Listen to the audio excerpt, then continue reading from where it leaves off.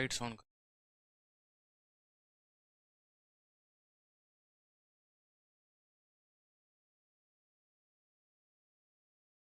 आ जाएंगे।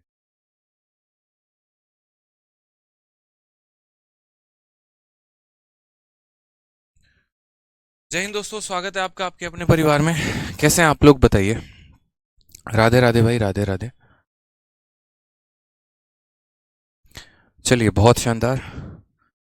सभी को राधे राधे। गुड इवनिंग भाई, गुड इवनिंग। तो एक मोस्ट इम्पॉर्टेंट टॉपिक है आप लोगों के पेपर में, और ये इम्पॉर्टेंट टॉपिक है तो इस वजह से मैंने इसको अलग टाइम पर पढ़ाना उचित समझा। ठीक है, वो टॉपिक है आपका प्रोबेबिलिटी। ठीक है, यानी प्रायिकता जिसे हम कहते हैं।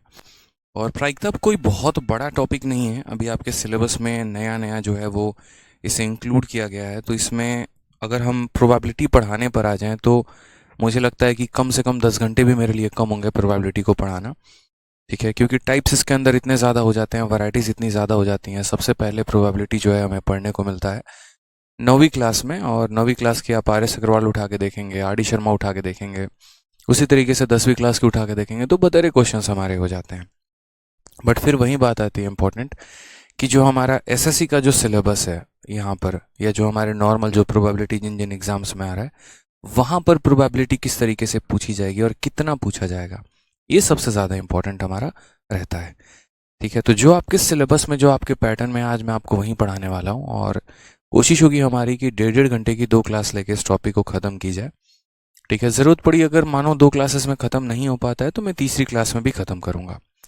प्रोबेबिलिटी के बारे में बताऊं तो आपको 2 तरह की शीट मिलेगी। एक आपको क्लासरूम शीट मिलेगा जिसमें आपके 20 सवाल होंगे, और दूसरा आपको प्रैक्टिस शीट मिलेगा जिसमें 20 से 30 क्वेश्चन आपके हो सकते हैं।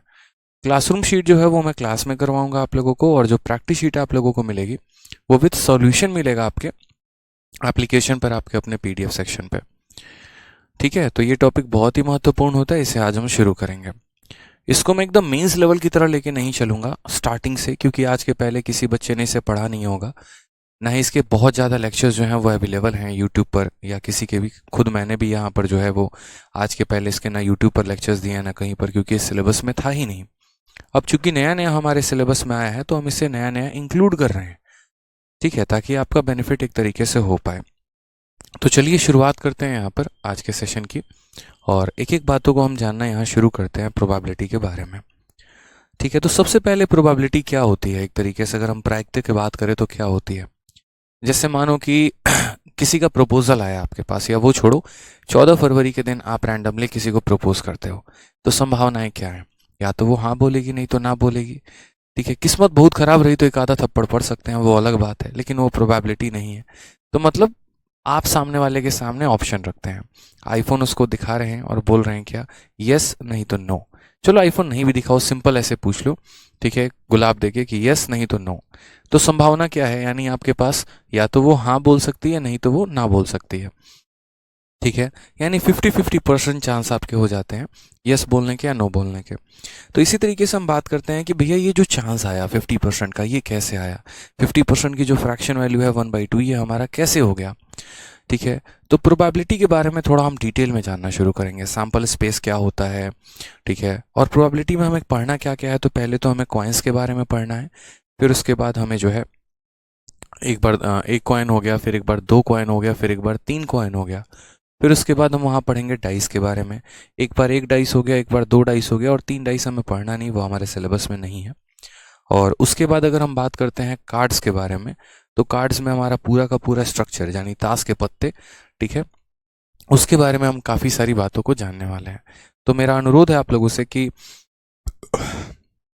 कमेंट बॉक्स में थोड़ी सी जो है वो यहाँ पर शांति बनाए रखें, और जो मैं पढ़ाऊंगा उस पर फोकस करें, क्योंकि ये टॉपिक ऐसा है, कहीं एक पॉइंट पर भी अगर आप मिस हो जाएंगे तो पूरा का पूरा नीलबट्टे सन्नाटा हो जाएगा, कुछ भी पता नहीं चलेगा। ठीक है, तो आइए शुरुआत करते हैं।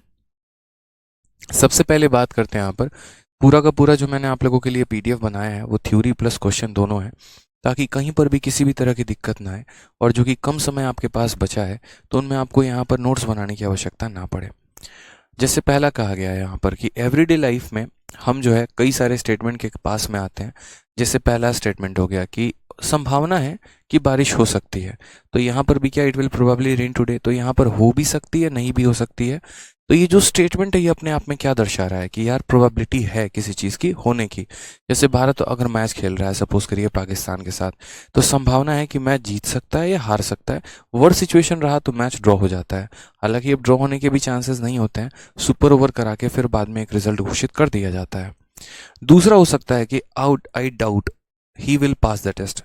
मतलब मान लो कि कोई महिला मित्र है आपकी या कोई दोस्त है आपका, और वो जो है टेस्ट देकर आया, परीक्षा देकर आया, तो आप कह रहे हो यार मुझे शक है, पता नहीं पास होगा या नहीं होगा, मतलब होगा या नहीं होगा, समझ रहे हो। तो यहाँ पर भी एक संभावना जाहिर हो रही है।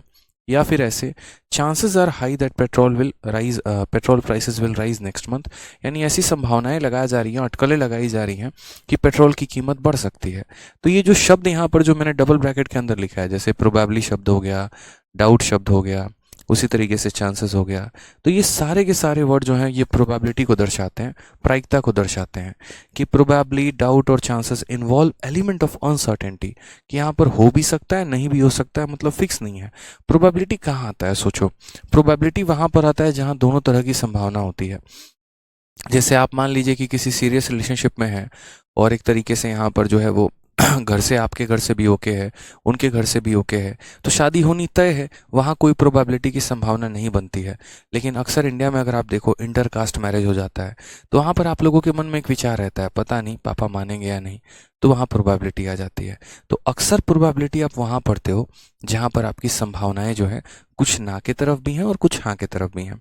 इसलिए कभी भी प्रोबेबिलिटी में जनरली ज़्यादा केस हम 100% की बातें नहीं करते हैं। मोस्ट ऑफ द आंसर यहाँ पर 99% जो आता है वो फ्रैक्शन में आता है, कभी वन नहीं आता। वन आता है, वो एक स्पेशल केस है, वो मैं आपको बताऊंगा, फिर वो प्रोबेबिलिटी का 100% नहीं होता है। ठीक है, चलिए आ जाइए। जैसे यहाँ पर अगर हम बात करते हैं, संभावना है कि अनिश्चितता को कई परिस्थितियों में, यहाँ पर इंग्लिश में मैं बोल देता हूँ, the uncertainty of probably can be measured numerically by means of probability in many cases. It started with gambling and used extensively in field of physical science, commerce, biological science, weather forecasting. कहने का मतलब इसकी शुरुआत कहाँ से हुई थी, तो गैम्बलिंग से। जब हम पासा ऐसे एकदम रगड़ के फेंकते थे और उसके बाद कहते थे 1 आ जाए, 2 आ जाए, 3 आ जाए, 4 आ जाए, अलग अलग तरीकों से नागिन स्टाइल में एकदम घुमा घुमा के पासा फेंकेंगे। घुमा चाहे कितना भी लो, आना तो वही है जो उसकी संभावना है। तो ये गैम्बलिंग से स्टार्ट हुआ। कितनी परसेंट चांसेस बनते हैं अगर हम एक पासे को फेंके, तो 6 आने के, 5 आने के, 4 आने के। तो शुरुआत वहाँ से हुआ था। आगे चल के इसको साइंस में भी यूज़ किया गया। जैसे बारिश का आप प्रेडिक्शन लेते हो कि पता नहीं बारिश होगा या नहीं। अक्सर आप यहाँ पर ये भी देखना, आईपीएल के मैचेस होते हैं या कोई भी मैचेस होता है, तो वहाँ पर जैसे मानो इंडिया अगर बहुत बढ़िया परफॉर्म कर रही है और दूसरी टीम थोड़ी सी कम परफॉर्म कर रही है, तो वो ग्राफ में एक परसेंटेज दिखाता है। भारत के जीतने के चांसेस 70%, तो ऑस्ट्रेलिया के जीतने के चांसेस 30%। वो भी अपने आप में एक प्रोबेबिलिटी है। ठीक है, तो इसीलिए इसको हर क्षेत्र में यूज़ किया जाता है, ना सिर्फ मैथ्स में बल्कि ओवरऑल हर केस में। तो वो जो 70%, 30% आप निकालते हैं या और भी आप निकाल रहे हैं, तो वो आप कैसे निकालते हैं? तो असल में प्रोबेबिलिटी में आपको इस तरीके से लिखा जाता है, पी ऑफ ई। ठीक है, क्या लिखा जाता है? पी ऑफ ई। और पी ऑफ ई का मतलब क्या होता है कि number of favourable outcomes divided by total number of outcome. यानी यहाँ पर टोटल कितनी संभावनाएं हो सकती हैं और उनमें जो आप तलाश कर रहे हैं उसकी संभावना कितनी है। उदाहरण के तौर पे अगर आप एक सिक्के को देखें, तो एक सिक्के के कितने पहलू हो सकते हैं? या तो उसके पास हेड होगा और नहीं तो उसके पास टेल होगा। और आप कह रहे हैं कि मैं एक सिक्के को जब मैं हवा में उछालता हूँ तो उसमें हेड आने की कितनी संभावना है? समझ रहे हैं मेरी बात को? यहाँ पर हेड आने की कितनी संभावना है? सिक्का देना, कोई सिक्का है क्या किसी के पास? सारे मेरी तरह गरीब हो, बिना पैसे वाले। अरे वाह, अमीर आदमी आ रही है, बहुत शानदार, क्या बात है। अरे नया नया नया नया सिक्का दो, नहीं वो नया वाला दो। अब ये मत मांगना मुझसे, मैं नहीं दूंगा ये, मैं कलेक्शंस रखता हूँ। हाँ 20 वाला है, मैं नहीं दूंगा इसे, बहुत अच्छा सिक्का है ये, क्या बात है। तो जैसे मान लीजिए अभी मैंने चोरी किया, चोरी नहीं किया, मैंने जब्ती कर ली, मतलब थोड़ा धमकी चल जाता है। तो मानो मैंने 20 रुपए का एक सिक्का लिया यहाँ पर। अब इसके आगे क्या है? एक हेड है और एक यहाँ पर टेल है। ठीक है, अब जब मैं इस सिक्के को ऐसे हवा में उछालूंगा तो आप बता नहीं सकते कि अभी मेरे हाथ में क्या आया है। बताओ जल्दी से, गेस करो, हेड है कि टेल है? पता नहीं है, देखो हेड आ गया। लेकिन दूसरी बार उछालू तो क्या हो सकता है? हेड भी हो सकता है, टेल भी हो सकता है। तो यहाँ पर इसके कितने पहलू हैं? एक, और ये रहा इसका दूसरा पहलू। तो इसी को हम कहते हैं टोटल नंबर ऑफ आउटकम। जैसे पासे को फेंकते हो तो पासों के कितने पहलू हो गए? 6, यानी 1 2 3 4 5 6, मतलब इतनी संख्या होती है, 6 फेसेस होते हैं। तो ये टोटल नंबर ऑफ आउटकम में यहाँ पर क्या लिखते हैं कि आपके पास टोटल कलेक्शन कितना है, इसीलिए इसे सैंपल स्पेस भी कहा जाता है। ठीक है, और उसके बाद यहाँ पर नंबर ऑफ फेवरेबल आउटकम्स की आप क्या चाहते हैं। जैसे मान लीजिए एक सिक्के के अंदर दो पहलू हो गए, हेड हो गया और टेल हो गया, और आप यहाँ पर तलाश कर रहे हैं, ठीक है, कि भैया हेड आना चाहिए। तो इसीलिए यहाँ पर फेवरेबल आउटकम में क्या लिखोगे? हेड, मतलब यहाँ पर 1, और टोटल आउटकम में कितना लिखोगे? 2 यहाँ पे। तो इसीलिए प्रोबेबिलिटी ऑफ इवेंट बराबर number of favourable outcome divided by number of total outcome. इसी को हम कहते हैं पी ऑफ ई बराबर N E upon N S. चिंता मत करो, ये फॉर्मूला याद करने की ज़रूरत नहीं है। चीज़ों को हम आपके लिए इतना आसान बना देने वाले हैं कि कहीं पर कोई परेशानी आएगी ही नहीं। जैसे यहाँ देखते हैं, the sample space of an experiment is net of all possible outcomes. ये ज़्यादा हिंदी इंग्लिश पे ज़्यादा ध्यान नहीं देना। एग्जाम्पल के तौर पे चलिए हम सिक्के को उछालने की बात करते हैं, टॉसिंग अ कॉइन। तो जब हम एक सिक्के को उछालते हैं तो या तो उसमें हेड आता है, नहीं तो उसमें टेल आता है। ठीक है। अगर मान लो यहाँ पर दूसरा केस ऐसा बन सकता है कि मैं किसी सिक्के को 2 बार उछालूं या 2 सिक्के को 1 बार उछालूं। ये बड़ा इंपॉर्टेंट शब्द है कि टॉसिंग अ कॉइन ट्वाइस और 2 कॉइन टॉसिंग एक साथ। मैं यहाँ पर एक ही सिक्के को 2 बार उछाल रहा हूँ या दोनों हाथ में सिक्के लेके उन्हें उछाल रहा हूँ, बात दोनों की एक ही होती है, दोनों में जो आउटकम्स आते हैं वो हमारे एक ही होते हैं। ठीक है। और यहाँ पर तीसरा हो जाता है रोलिंग अ डाइस। ये सारा केस करके सारे केसेस को आप यहाँ पर पढ़ने वाले हैं। तो जैसे मानिए सबसे पहला एग्जांपल आपके सामने यहाँ दिया गया है कि find the probability of getting a head when a coin is toss at once, find the probability of getting also find the probability of tail. तो सबसे पहले मैंने कहा आपको कि जब आप प्रोबेबिलिटी निकालते हैं तो प्रोबेबिलिटी निकालते वक्त आपको क्या देखना है यहाँ पर कि आप यहाँ क्या पता कर रहे हो। तो सबसे पहले आप पता कर रहे हो कि हेड कितनी बार आना चाहिए। तो जैसे मान लीजिए मैंने किसी सिक्के को उछाला, तो सिक्के को उछालते वक्त मेरे पास संभावनाएं कितनी आई? सिक्के को उछालते वक्त मेरे पास संभावना ऐसी हो सकती है कि या तो हेड आ सकता है और नहीं तो टेल आ सकता है। इसके अलावा और कोई और ऑप्शन नहीं बचा है। तो प्रोबेबिलिटी ये कि मेरे पास हेड आए, उसकी संभावनाएं क्या है? तो टोटल संभावना कितनी है? टोटल संभावना हमारे पास 2 है, और उसमें हेड आने की संभावना कितनी है? तो हेड जो आने की संभावना है वो 1/2 है। इसीलिए 50% चांस हो जाता है कि वो हेड आए और 50% चांस हो जाता है कि टेल आए। अगर हम बात करते हैं प्रोबेबिलिटी हमारा टेल आने की, तो टेल आने की प्रोबेबिलिटी यहाँ पर कितना हो सकता है? तो वही बात है, बोलोगे सर देखो सिक्के को उछालोगे तो या तो हेड आएगा नहीं तो यहाँ पर टेल आएगा। तो प्रोबेबिलिटी ऑफ टेल की अगर हम बात करते हैं मेरे भाई, तो बड़े प्यार से बड़े आराम से सहज लहजे से हम यहाँ बोलेंगे कि टोटल हमारे पास आउटकम कितना है? 2 है, और यहाँ टोटल आउटकम 2 में हेड आने की चांसेस कितनी है? तो 1 है। ठीक है। अब यहाँ पर एक और बात को समझिएगा। यहाँ पर एक और बात को आपको बहुत ही तरीके से समझना है कि कभी भी जैसे मानो यहाँ पर सभी संभावनाओं को अगर आप किसी में भी जोड़ देते हो तो उसकी टोटल वैल्यू कितनी हो जाती है? 1 हो जाती है। जैसे मानो हेड आने की संभावना 1/2 है और टेल आने की संभावना 1/2 है। इनके अलावा कोई तीसरी संभावना बन ही नहीं सकती, क्योंकि जब हम एक सिक्के को उछालते हैं तो या तो हेड आता है नहीं तो टेल आता है। तो उसी तरीके से यहाँ पर जब आप जोड़ोगे तो प्रोबेबिलिटी के सभी इवेंट्स को जोड़ोगे, जैसे हेड आने के इवेंट हो गए आधा और यहाँ टेल आने की इवेंट हो गए आधा, तो मिलकर बना देते हैं पूरा। इसीलिए जैसे मानो भारत के चांसेस जीतने के हैं मैच के 60%, तो वहीं हो जाता है ऑस्ट्रेलिया का 40%, और जब उस 60% और 40% को जोड़ते हो तो 100% आता है, जो कि हमारा 1 के बराबर होता है। ठीक है। तो मैं कई सारे तरीकों से यहाँ पर कह सकता हूँ, इसीलिए आप यहाँ देखिए। तो कल के दिन जैसे मान लीजिए यहाँ पर ऐसा कहा जाएगा, ठीक है, कि यहाँ पर प्रोबेबिलिटी ऑफ टेल पता करो कि टेल आने की प्रोबेबिलिटी यहाँ पर कितनी है। तो आप ऐसे भी पता कर सकते हो कि सर देखो प्रोबेबिलिटी ऑफ टेल पता करने के लिए हम यहाँ पर ऐसा कर सकते हैं कि सर टोटल प्रोबेबिलिटी कितनी होती है? 1, उसमें से हम हेड की प्रोबेबिलिटी को माइनस कर देंगे तो हमारा टेल का प्रोबेबिलिटी आ जाएगा। यानी यहाँ पर क्या हो जाएगा? तो 1 माइनस, और हेड आने की प्रोबेबिलिटी कितनी है? 1/2।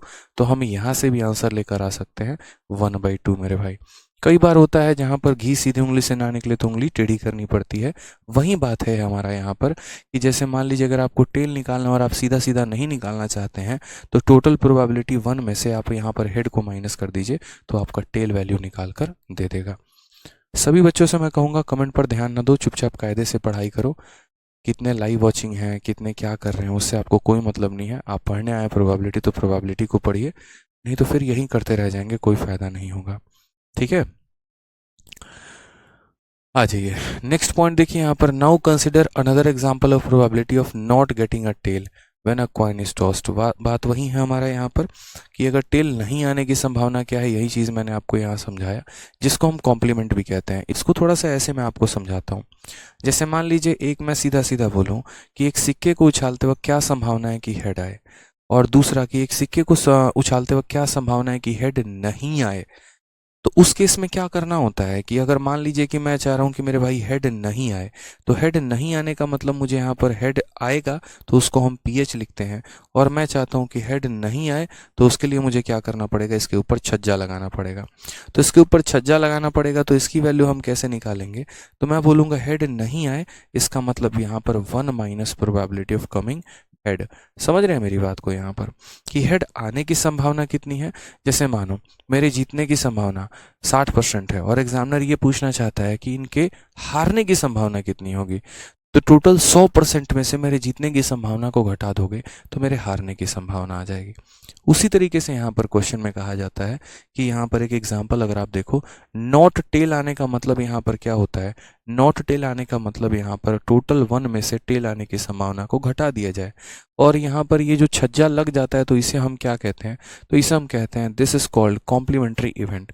यानी कोई भी इवेंट का कॉम्प्लीमेंट्री अगर मान लीजिए, जैसे कल के दिन कह दिया जाए हेड का कॉम्प्लीमेंट्री निकालो, हेड का कॉम्प्लीमेंट्री का मतलब यहाँ पर ये हो गया कि हेड आने की संभावना को 1 में से घटा दो, जो आएगा वही उसका कॉम्प्लीमेंट्री हो जाएगा।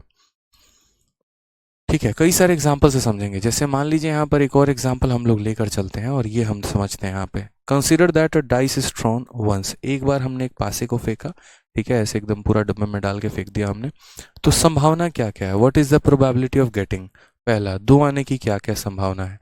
तो पहली बात, एक पासे में क्या क्या होता है, 1 होता है, 2 होता है, 3 होता है, 4 होता है, 5 होता है और 6 होता है। क्वेश्चन नंबर 1 यहाँ पर हमसे पूछा गया 2 आने की कितनी संभावना है, प्रोबेबिलिटी ऑफ गेटिंग 2। तो यहाँ पर हम क्या लिखेंगे, सर हमारे पास टोटल आउटकम कितना है, टोटल आउटकम कितना है अगर आप यहाँ बोलिए, तो टोटल आउटकम हमारा 1 2 3 4 5 6। एक पासे में कभी 6 से ज़्यादा आ नहीं सकता, 7 नहीं आ पाएगा, 8 नहीं आ पाएगा, 9 नहीं आ पाएगा, तो फिक्स तो करना होगा ना भाई कि यहाँ पर कितना होगा। तो बोलोगे सर 6 आएंगे आउटकम्स हमारे, और उसमें मुझे क्या चाहिए, 2 चाहिए। तो उसमें मुझे 2 चाहिए, तो देखो यहाँ पर 2 का कितना है, तो मेरे भाई 1। यानी यहाँ पर अगर हम बात करते हैं तो अगर हम पासे को फेंकें तो 6 बार में शायद ऐसा हो सकता है कि एक बार में वो जो है हमारा एक तरीके से 2 आ जाए। अगर 6 अलग अलग बार अलग अलग नंबर आ रहे हैं तो उसमें हो सकता है एक बार यहाँ पर जो है वो हमारा 2 ज़रूर आ जाए। तो 2 आने की कितनी संभावना हो गई, तो 1। अगर मानो कल के दिन इसमें ये पूछ लेता है 3 आने की संभावना कितनी है, तो भी कोई दिक्कत की बात नहीं। टोटल आउटकम हमारे पास कितने हैं, 6, और उसमें 3 कितनी बार आ सकता है, मात्र एक बार, यानी 1/6। अगर कल के दिन यहाँ पर ऐसा हो सकता है 4 आने की संभावना कितनी हो, तब भी यहाँ पर बोलोगे सर टोटल आउटकम कितने हैं, 6, और यहाँ पर 4 आने की संभावना कितनी है, तो 1 है। हाँ, यहाँ पर अलग अलग चीज़ें और आ सकती हैं। जैसे मान लीजिए यहाँ पर ये पूछ लिया जाए इवन नंबर आने की संभावना कितनी है, जैसे मान लीजिए कल के दिन, तो आप यहाँ क्या बोलेंगे, आप यहाँ बोलेंगे टोटल आउटकम हमारे कितने हैं, तो टोटल आउटकम हमारे 6 हैं, और इवन नंबर आने की संभावना अगर हम बात करते हैं तो ये देखो हमारा 2 भी इवन है, हमारा 4 भी इवन है, हमारा 6 भी इवन है। यानी सम संख्याओं आने की संभावना हमारी कितनी हो जाएगी, 3, और 3/6 को हम क्या कहते हैं, तो 1/2 कहते हैं।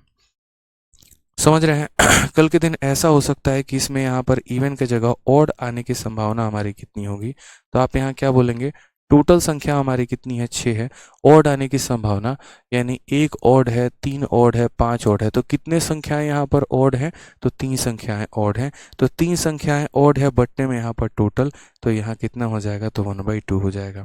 कल के दिन ऐसा भी हो सकता है कि आपसे यहाँ पर यह भी पूछ लिया जाए कि भैया प्राइम संख्या आने की संभावना कितनी है यहाँ पर, ठीक है, अभाज्य संख्या आने की संभावनाएं कितनी है, तो बोलोगे सर टोटल संख्या कितनी है, 6। अब इन 6 संख्याओं में ये देख लीजिए सर कि कितनी हमारी अभाज्य संख्या है। जैसे मानो 2 नंबर प्राइम है और हमारा 3 भी प्राइम है और हमारा 5 भी प्राइम है, 2 हो गया, 3 हो गया, 5 हो गया, यानी 3 जो है हमारी अभाज्य संख्याएं हैं, तो 3/6, यानी इसका भी आंसर कितना हो जाएगा, 1/2 हो जाएगा। इसी को थोड़ा सा हम लोग और डिटेल में पढ़ते चलेंगे आगे चल के। जैसे ऐसे पढ़ेंगे आप यहाँ पर कि क्या संभावनाएं हैं कि किन्हीं भी दो संख्याओं को जोड़ने पर 4 आ जाए, 5 आ जाए, वो हमारा डबल डाइस में होगा। एक एक चीज़ें हम क्लियर करते चलेंगे। समझ में आ गया मेरी बात को? तो जैसे यहाँ कहा गया था 2 आने की संभावना, तो टोटल 6 में एक डाइस में आ सकता है। ठीक है, 3 आने की संभावना 6 में एक लोगों पे आ सकता है। 4 आने की संभावना 6 में हमारा एक आ सकता है। इवन आने की संभावना यहाँ पर तो 6 में हमारा 3 संख्याओं का आ सकता है। ठीक है, प्रोबेबिलिटी देखिए आज आपका आज ही ख़त्म हो जाएगा। आज मैंने 2 क्लासेस लगाई हैं, एक 8:30 से और रात के 10 बजे से। तो ये बहुत बड़ा टॉपिक नहीं है, निश्चिंत रहिए, ख़त्म हो जाएगा।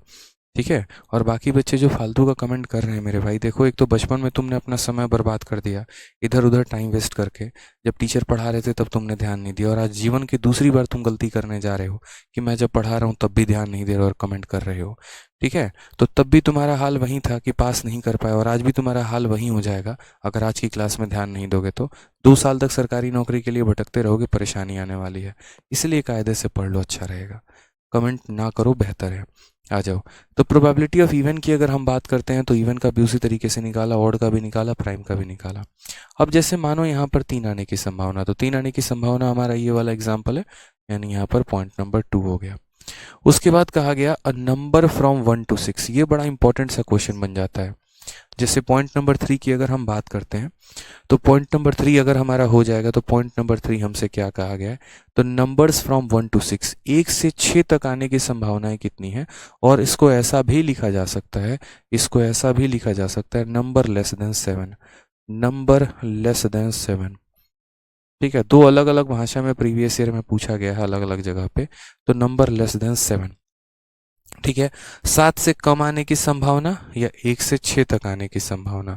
तो ठीक है, अगर हम बात करते हैं यहाँ पर तो probability of number getting less than 7, तो इसे हम कैसे लिखेंगे, टोटल आउटकम हमारे पास कितने हैं, तो टोटल हमारे पास जो आउटकम है वो हमारे कितने हो गए, 6। और कहा गया है या तो 7 से कम ले लीजिए या फिर यहाँ पर जो है 1 से 6 तक काउंट करिए। तो 1 से 6 तक में ये सारे के सारे आ जाते हैं कि नहीं आ जाते हैं, या फिर ऐसे कह लो 7 से कम। तो 7 से कम ये हमारे सारे के सारे हैं, यानी कितने लोग हैं, तो 6 लोग हैं। तो यहाँ पर क्या बोलोगे सर, 6/6 यानी 1। इसी को हम यहाँ कहते हैं सर्टेन इवेंट। इसको हम क्या कहते हैं, सर्टेन इवेंट कहते हैं, यानी किसी कार्य के एकदम निश्चित होने की संभावना है यहाँ पर। समझ रहे हैं मेरी बात को, कि किसी कार्य के होने की संभावना एकदम निश्चित है। जैसे मैंने कहा भी था कि अगर आप किसी के साथ बहुत सीरियस रिलेशनशिप में हैं, आपके घर वाले भी राजी, उनके घर वाले भी राजी, तो जब मियाँ बीबी राजी तो क्या करेगा, काजी वाली बात हो जाती है।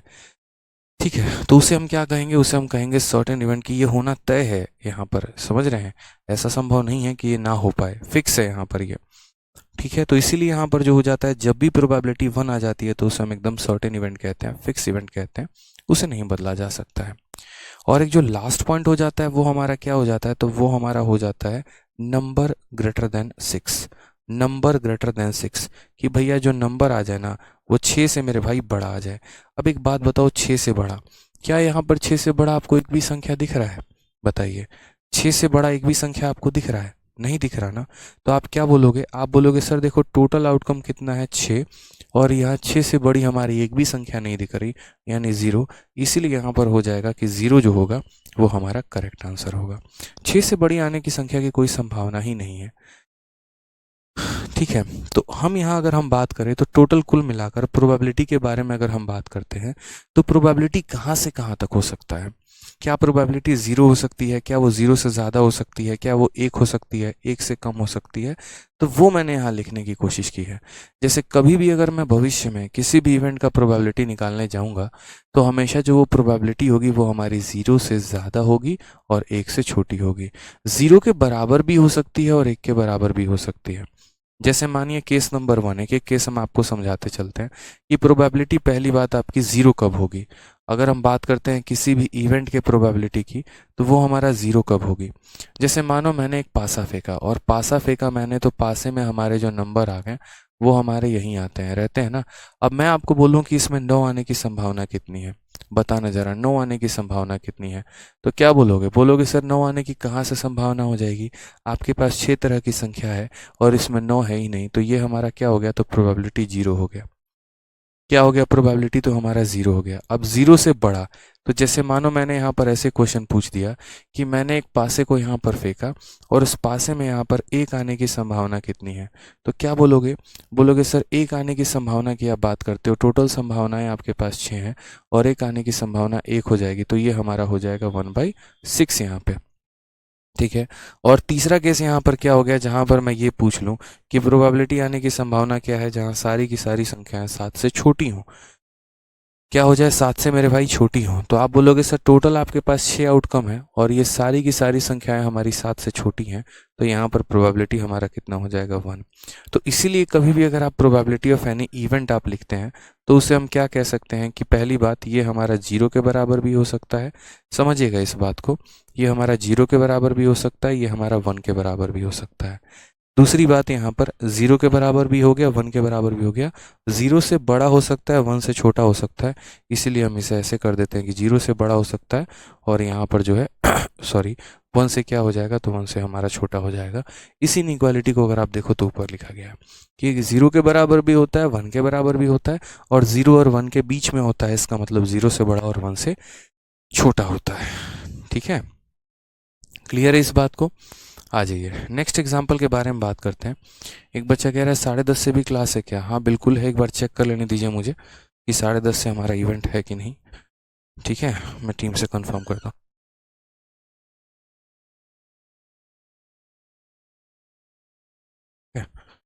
बोल दिया है क्लासेस है, 10:30 से भी क्लास है आपका। चलिए आ जाइए एक और एग्जाम्पल हम यहाँ देखते हैं। ठीक है, find the probability of drawing a card which is a S from a well shuffled deck of 52 card. जैसे मानो यहाँ पर यह कहा गया कि 52 पत्तों की एक अच्छी तरह से फेटी हुई गड्डी में से एक पत्ता निकालने पर वह इक्का की प्रायिकता होती है। अब जैसे मानो यहाँ पर आपके कार्ड कहे गए हैं, अभी आगे चल के हम आपको कार्ड के बारे में पूरा डिटेल में बताएंगे, उसमें हम आपको बहुत अच्छे तरीके से समझाएंगे कि पूरे के पूरे 52 कार्ड होते हैं, जिसमें यहाँ पर 13 13 13 13 के टोटल 4 यहाँ पर गड्डी होती है। ठीक है जहाँ पर चिड़ी होता है, गुलाम होता है, ईंट होता है, यहाँ पर पान होता है हिंदी में। इंग्लिश में अगर बात करो तो स्पेड हो गया, हार्ट हो गया, डायमंड हो गया, क्लब हो गया। ठीक है, हर किसी के पास कितने कितने होते हैं पूरा स्ट्रक्चर्ड फॉर्म में है, जो हम आपको दिखाएंगे। तो ये एग्जाम्पल हम आपको वहीं बताएंगे तो ज़्यादा अच्छा क्लियर होगा। ठीक है, और ये भी वहीं पर बताएंगे तो ज़्यादा अच्छे से क्लियर होगा, यहाँ पर इसकी आवश्यकता नहीं है। ठीक है, तो चलिए सीधा यहाँ पर आते हैं, जहाँ थोड़ा सा शुरुआत करते हैं हम यहाँ से, अभी एक्सरसाइज पर नहीं आएंगे। सबसे पहले यहाँ देखेंगे क्वेश्चन बेस्ड ऑन कॉइन्स, सिक्कों पर आधारित प्रश्न यहाँ पे। ठीक है सिक्कों पर आधारित प्रश्न क्या क्या हो सकता है? पहली बात यहाँ पर एक छोटी सी बात को ध्यान रखिएगा, और वो बात मेरे भाई यहाँ पर क्या है कि जब हम किसी सिक्के को यहाँ पर जो है उछालते हैं, एक सिक्के को उछालते हैं तो यहाँ पॉसिबल आउटकम्स पूछा जाता है। 2 सिक्के को उछालते हैं तो पॉसिबल आउटकम्स पूछा जाता है। 3 सिक्के को उछालते हैं, ठीक है, तो पॉसिबल आउटकम्स पूछा जाता है। इस तरीके से करके हमारी चीज़ें पूछी जाती हैं।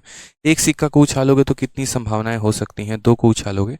जीवन में कभी भी इस बात को ध्यान रखना, 2 तरह से आउटकम्स आपसे पूछे जाते हैं। एक आपका पूछा जाता है कॉइन में और दूसरा आपसे पूछा जाता है किस में, तो दूसरा आप यहाँ पर ये कह सकते हैं डाइस में। ठीक है, और आउटकम्स निकालने के तरीके क्या होते हैं, आप जो भी निकालना चाहते हैं ना, ठीक है, जैसे मान लीजिए आप सिक्का निकालते हैं कि सिक्के के आउटकम्स कितने हो सकते हैं। एक सिक्का में क्या क्या होता है, एक सिक्का में एक हेड हो सकता है, नहीं तो एक टेल हो सकता है, यही हो सकता है। यानी यहाँ पर या तो हेड नहीं तो टू, तो कितने आउटकम्स हो गए 2, और उसका पावर यहाँ n लगा दो। उसी तरीके से अगर आप डाइस की बात करते हो तो डाइस में क्या हो सकता है, या तो 1 आ सकता है, 2 आ सकता है, 3 आ सकता है, 4 आ सकता है, 5 आ सकता है, 6 आ सकता है, यानी 6 संख्या हो सकती है, और उसका पावर कितना हो जाएगा मेरे भाई, तो n हो जाएगा। तो अगर हम यहाँ बात करते हैं कॉइन में, तो जैसे मानो अगर मैं एक सिक्का उछाल रहा हूँ तो मेरे पास टोटल आउटकम कितने आ जाएंगे। अगर मैं एक कॉइन को उछालता हूँ तो टोटल आउटकम, आउटकम का मतलब यहाँ पर वही जिससे आप कहो कि एक तरीके से क्या क्या आपके पास पॉसिबिलिटी आ सकती है, तो बोलोगे सर 2 का पावर 1 यानी कितना आ जाएगा, 2 आ जाएगा। अगर मैं मान लीजिए कि एक कॉइन की जगह पर मैं यहाँ 2 कॉइन्स को उछाल रहा हूँ, कितने कॉइन्स को उछाल रहा हूँ, 2 कॉइन्स को, या 2 कॉइन्स कह लीजिए, या यहाँ पर एक कॉइन को 2 बार कह लीजिए, एक कॉइन को यहाँ पर 2 बार कह लीजिए, बात एक ही है। या तो 2 अलग अलग सिक्के एक ही साथ उछालो दोनों हाथों से ऐसे, ठीक है, या फिर एक सिक्के को एक बार उछालो फिर एक और बार उछालो, यानी 2 बार उछालो। ठीक है, तो हमने यहाँ पर क्या कहा, तो हमने यहाँ पर ये कहा कि यहाँ केस में टोटल आउटकम जो आ जाएगा वो हमारा कितना आ जाएगा, तो बोलोगे सर टोटल आउटकम की वैल्यू जो हो जाएगी, पूछा गया है सीधा सीधा पेपर में टोटल आउटकम कितना होगा, तो 2 का स्क्वायर यानी 4 हो जाएगा। ठीक है, उसी तरीके से अगर मान लीजिए कि 2 कॉइन के जगह पर अगर आप यहाँ 3 कॉइन्स को उछालते हैं एक ही साथ, या फिर यहाँ पर एक कॉइन को 3 बार उछालते हैं, तो आउटकम कितना आएगा। तो हमेशा ध्यान रखना मेरे भाई, ठीक है, कि कभी भी इस बात को ध्यान रखना कि आंसर क्या हो जाएगा, तो 2 का पावर n यानी 2 का पावर 3 यानी 8 बार। अब ये 8 बार क्या होगा, 4 बार क्या होगा, 2 बार क्या होगा, ये भी हम आपको धीरे धीरे पूरा का पूरा गुरु ज्ञान देते चलेंगे यहाँ पर। फिलहाल अभी बस आपको इतना जानना है कि आउटकम्स आपके कितने हो सकते हैं। एक कॉइन्स पे कितने आउटकम्स निकल के आ सकते हैं, 2 कॉइन्स पर कितने निकल के आ सकते हैं, 3 कॉइन्स पर कितने निकल के आ सकते हैं। उसी तरीके से अगर हम यहाँ बात करते हैं यहाँ पर, तो जब हम मान लीजिए कि डाइस फेंक रहे हैं, ठीक है, डाइस फेंकते हैं यहाँ पर, तो डाइस फेंकते वक्त यहाँ पर क्या हो जाएगा, तो डाइस फेंकते वक्त यहाँ पर एक तरीके से हमारे पास क्या क्या आउटकम्स हो सकते हैं। तो डाइस की अगर हम बात करते हैं यहाँ पर, तो सबसे पहले जैसे मानो अगर हम सिर्फ एक पासा फेंक रहे हैं, एक डाइस फेंक रहे हैं, तो हमारा टोटल आउटकम कितना निकल कर आएगा, तो यहाँ पर टोटल आउटकम जो हो जाएगा वो क्या हो जाएगा मेरे भाई, देखो यहाँ पर, तो टोटल आउटकम हमारा 6 का पावर 1 यानी कितना हो जाएगा, तो 6 हो जाएगा। और वो 6 आउटकम्स क्या हो सकते हैं, या तो 1 आ सकता है, नहीं तो 2 आ सकता है, नहीं तो 3 आ सकता है, नहीं तो 4 आ सकता है, 5 आ सकता है, 6 आ सकता है।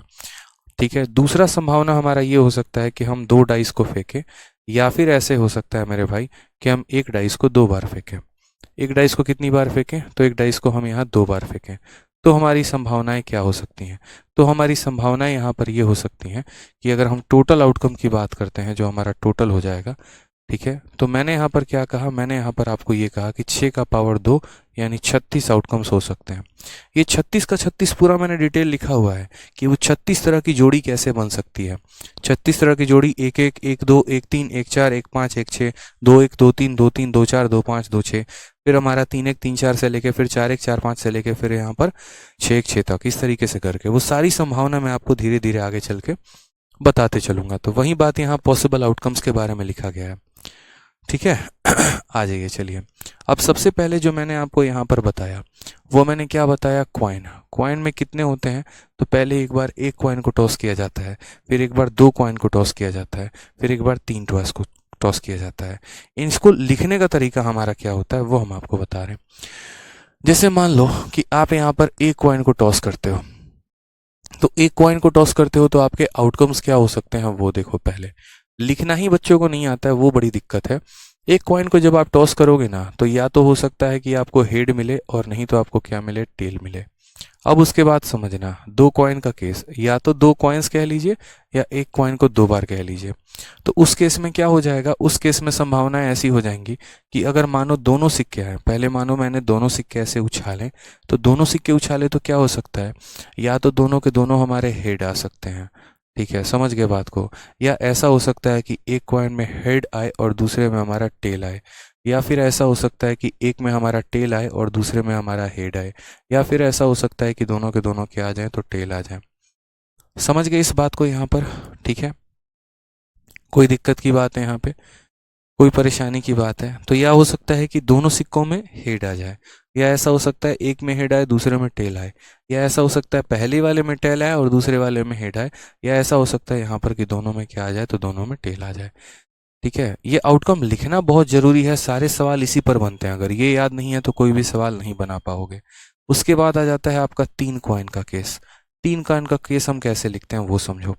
3 कॉइन का केस लिखने के लिए है ना, बच्चे बहुत कंफ्यूज, लिखे तो कैसे लिखे, कहाँ से लिखें। ठीक है, तो ये हम आपको बताते हैं लिखने का तरीका। एक ट्रिक है मेरे पास, ज़बरदस्त सुपर डुपर हीरो वाला ट्रिक।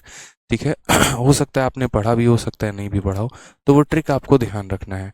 ट्रिक यहाँ पर कैसे है, तो जैसे मान लीजिए पहले आप हेड लिखिए, फिर टेल लिखिए, फिर हेड लिखिए, फिर टेल लिखिए, फिर हेड लिखिए, फिर टेल लिखिए, फिर हेड लिखिए, फिर टेल लिखिए।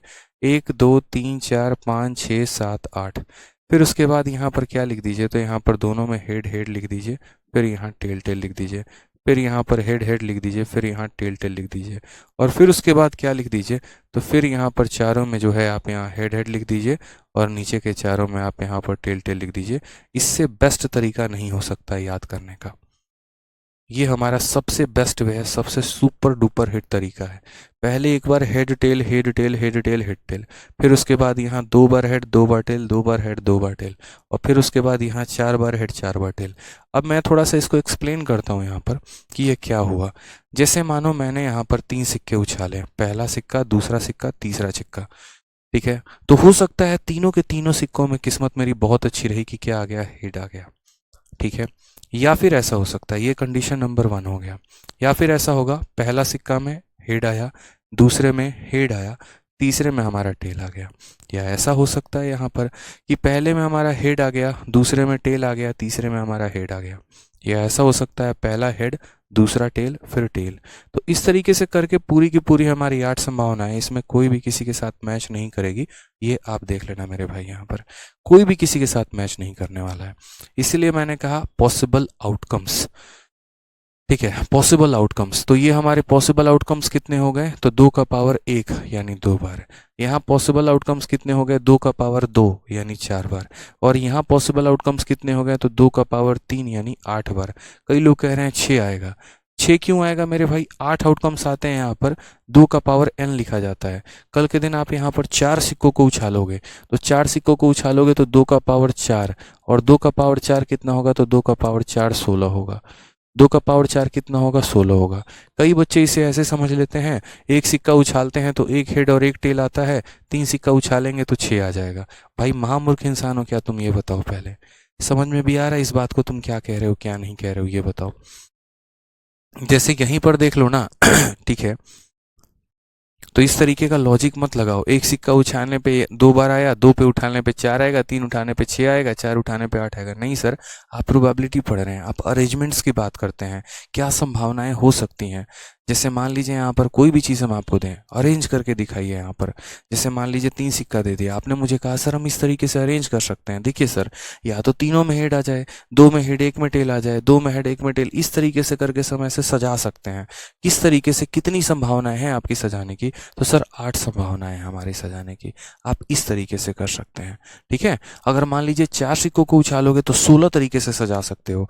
5 सिक्कों को उछालोगे तो 5 सिक्के को उछालने का मतलब 2 का पावर 5 यानी 32 तरीके से सजाया जा सकता है, ठीक है। आइए चलिए, तो यहाँ पर वही बात कहा गया है जो मैंने आपको सारी बातें बताई हैं। 2 सिक्कों का केस हो गया, देखो यहाँ पर ये हमारा क्या हो गया, 2 सिक्कों का केस जो कि हमने आपको बताया। और ये हमारा क्या हो गया, 3 सिक्कों का केस जो कि हमने बताया। और हमने आपको ट्रिक भी लिखा है कि यहाँ पर किस तरीके से आप याद कर सकते हैं। तो इसीलिए यहाँ पर मैंने एक और नोट बनाकर लिख दिया, जो कि आपको नोट बनाने की ज़रूरत नहीं है, कि जब n सिक्कों को एक साथ अथवा एक सिक्के को n बार, या तो 10 सिक्कों को एक साथ उछाल दो या एक ही सिक्के को 10 बार उछाल दो, बात यहाँ पर एक ही है। और उसमें जो पॉसिबल आउटकम्स आएंगे वो हमेशा कितना होगा, 2 का पावर n। अब जितने सिक्के हैं n के जगह पर उतना लिख देना, 1 है तो 1 लिख देना, 2 है तो 2 लिख देना, 3 है तो 3 लिख देना मेरे भाई, ठीक है। समझ में आ गया बात यहाँ पे चलिए, तो अब मेरे को लग रहा है यहाँ से, हाँ यहाँ से एग्जैक्टली एक्सरसाइज हमारा शुरू होता है। तो यहाँ से हम एक हेडिंग डालते हैं और वो लिखते हैं हम लोग एक्सरसाइज। यहाँ पे क्या लिखते हैं, एक्सरसाइज।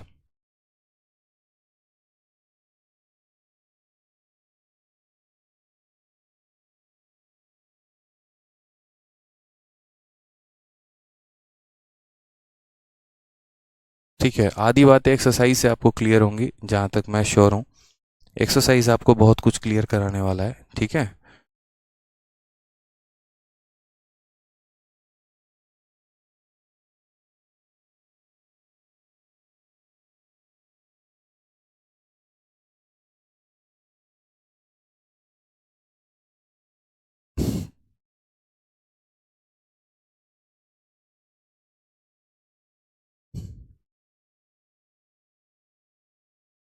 चलिए, तो एक्सरसाइज के सवालों को लगाना शुरू करते हैं। जैसे यहाँ पर सबसे पहले, और इस क्वेश्चन में थोड़ा सा करेक्शन कर लीजिएगा आप लोग, यहाँ पर एटमोस्ट नहीं है, एटमोस्ट के भी शब्द हम आपको बताएंगे कि एटमोस्ट कहाँ पर लेकर आना है और कहाँ पर लेकर नहीं आना है। फिलहाल ये तो एटमोस्ट नहीं है, एटलीस्ट है, ठीक है। यहाँ पर अगर हम बात करते हैं तो एटलीस्ट है, ठीक है।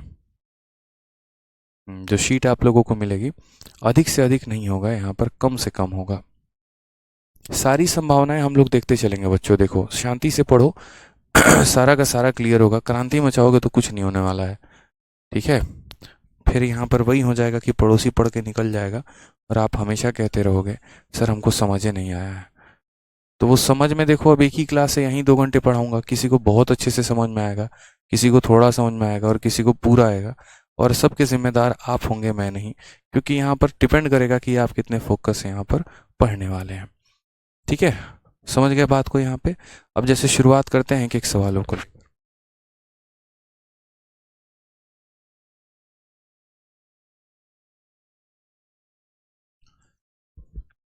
क्या कहा गया है देखिए, क्वेश्चन नंबर 1 यहाँ पर कहा गया, 2 कॉइन्स आर टॉस्ड, 2 सिक्कों को हम उछालते हैं, तो what is the probability of at least 1 head या एटलीस्ट 2 हेड। एक सिक्के पे कभी क्वेश्चन आता नहीं है, क्योंकि एक सिक्के में एक ही तरह का सवाल बनता है, हेड आने की क्या संभावना है, टेल आने की क्या संभावना है। जो सवाल सिक्कों से उत्पन्न होता है वो कम से कम यहाँ 2 सिक्कों का केस बनता है। तो यहाँ कहा गया है 2 कॉइन्स आर टॉस्ड। अगर 2 कॉइन टॉस हुए हैं तो पहले उसके आउटकम्स को आप लिखिए कि आपके पास यहाँ उसके आउटकम्स कितने हैं। तो आप यहाँ बोलेंगे सर देखिए आउटकम की अगर आप बात कर रहे हैं तो आउटकम हमारा कुछ इस प्रकार है कि या तो दोनों के दोनों हेड आएंगे, या फिर एक हेड आएगा दूसरा टेल आएगा, या फिर सर एक टेल आएगा और फिर हेड आएगा, या फिर सर दोनों के दोनों क्या आने वाले हैं, टेल आने वाले हैं।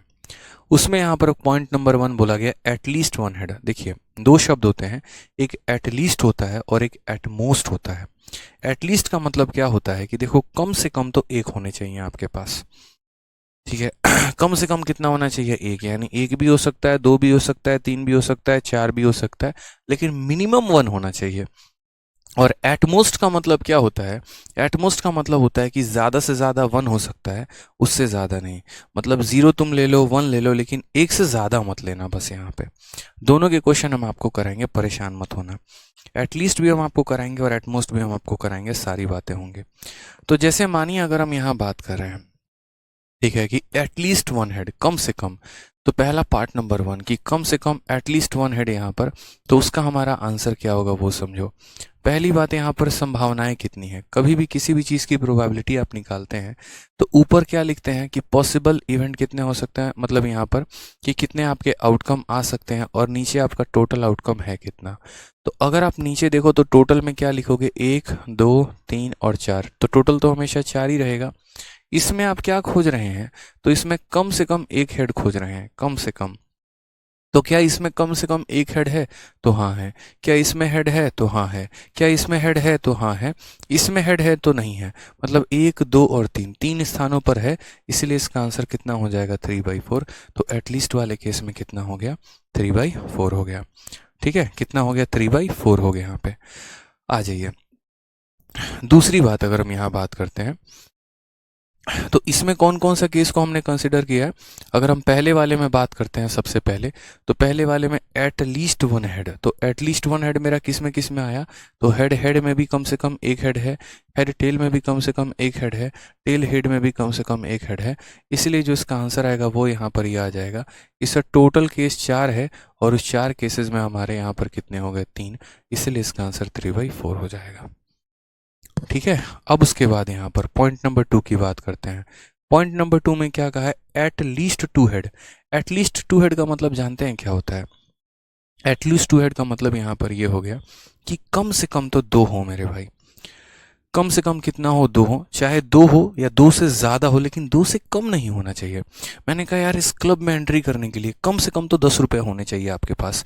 तो अगर किसी मैं सिनेमा हॉल में आपकी एंट्री की बात कर रहा हूँ और मैं कह रहा हूँ कि इस मूवी हॉल में एंटर होने के लिए कम से कम 100 रुपये होने चाहिए, तो आपके पास 99 भी रहेगा तो भी आप एंट्री नहीं ले पाओगे। पास होने के लिए कम से कम 40 नंबर चाहिए। तो 40 से ऊपर आएगा तो चलेगा, लेकिन 40 से नीचे नहीं होना चाहिए। समझ गए मेरी बात को, 40 से नीचे नहीं होना चाहिए। तो एटलीस्ट 2 हेड का मतलब क्या हो गया कि कम से कम तो 2 हेड हो उसके पास। तो इसके पास 2 हेड है, तो हाँ जी बिल्कुल है। क्या इसके पास 2 हेड है, नहीं नहीं है। इसके पास है, नहीं है। इसके पास है, नहीं है, मतलब मात्र एक ही तरह की संभावना बन सकती है, इसलिए इसका आंसर कितना होगा। तो बोलोगे सर 4 संभावनाओं में मात्र एक संभावना बैठती दिख रही है, तो इसका आंसर कितना हो जाएगा, 1/4 हो जाएगा। कितना हो जाएगा, 1/4 हो जाएगा। ठीक है, ये हमारा हो गया एटलीस्ट का केस। अब उसके बाद हम आते हैं आपको एटमोस्ट का केस, ये हम हटा देते हैं। तो जो हमारा बन गया वो क्या बन गया, एटमोस्ट का केस बन गया। एटमोस्ट का मतलब यहाँ पर क्या होता है, जैसे मानो कहीं पर मैं बात करूँ आपको, ठीक है मानो कि कहीं पर भी जाना है, जैसे मानो सरकार ने आदेश दे दिया, और आदेश दे दिया कि ज़्यादा से ज़्यादा आपके पास आपके घर में है ना एक बंदूक रह सकती है। यानी आप या तो ऐसा कर सकते हो भैया हम बंदूक ही ना रखें, और नहीं तो नहीं रखेंगे तो ज़्यादा से ज़्यादा एक। जिस दिन हमने एक से ज़्यादा रख लिया ना, उस दिन हमारी खैर नहीं है, लंका ढहेगी हमारी। ठीक है, तो उसे हम क्या कहते हैं, उसे हम एट मोस्ट कहते हैं। एट मोस्ट का मतलब ज़्यादा से ज़्यादा मात्र एक ही रख सकते हैं आप, उससे ज़्यादा नहीं रख सकते। ठीक है, बफरिंग का इश्यू हो रहा है क्या?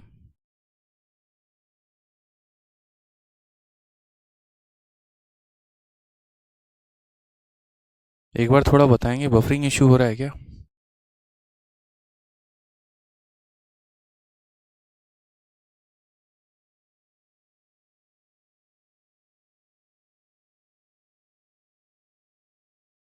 क्लियर है, बफरिंग इश्यू सॉल्व हो गया?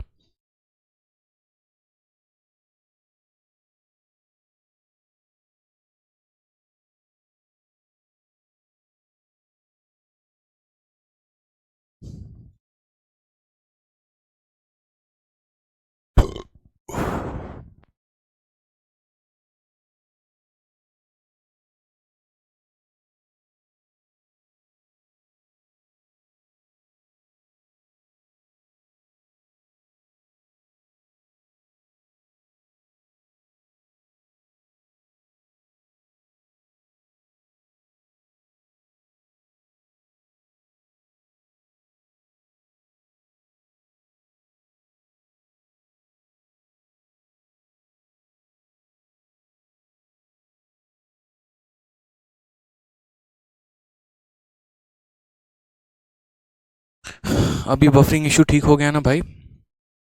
बताइए एक बार, ऑल ओके है? चलिए, तो अब बफर नहीं हो रहा है, ठीक है।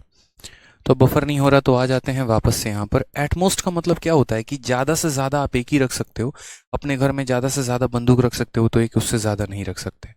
तो सबसे पहला वाला केस यहाँ पर आ जाएगा, और वो पहला वाला केस हमसे क्या कह रहा है, तो पहला वाला केस कह रहा है एटमोस्ट वन हेड, यानी ज़्यादा से ज़्यादा एक होगा लेकिन उससे ज़्यादा नहीं हो सकता है। या तो नहीं रहे तो मंजूर है, नहीं रहे मेरे भाई तो क्या है, तो मंजूर है, लेकिन एक से ज़्यादा नहीं होना चाहिए। यहाँ पर एक से ज़्यादा है तो इसे नहीं लेंगे। यहाँ पर क्या हो गया, तो यहाँ पर हाँ ठीक है, या तो एक रहे या एक से कम रहे लेकिन एक से ज़्यादा ना रहे। तो जैसे यहाँ पर एक है, ये भी हमारा चलेगा, और यहाँ पर क्या है, यहाँ पर नहीं है, तो ये भी हमारा चलेगा। अब बच्चा बोलेगा सर पता है क्या कि एट मोस्ट वन हेड, तो यहाँ तो सर हेड शब्द का इस्तेमाल किया गया है, लेकिन आपने यहाँ पर हेड तो किया ही नहीं।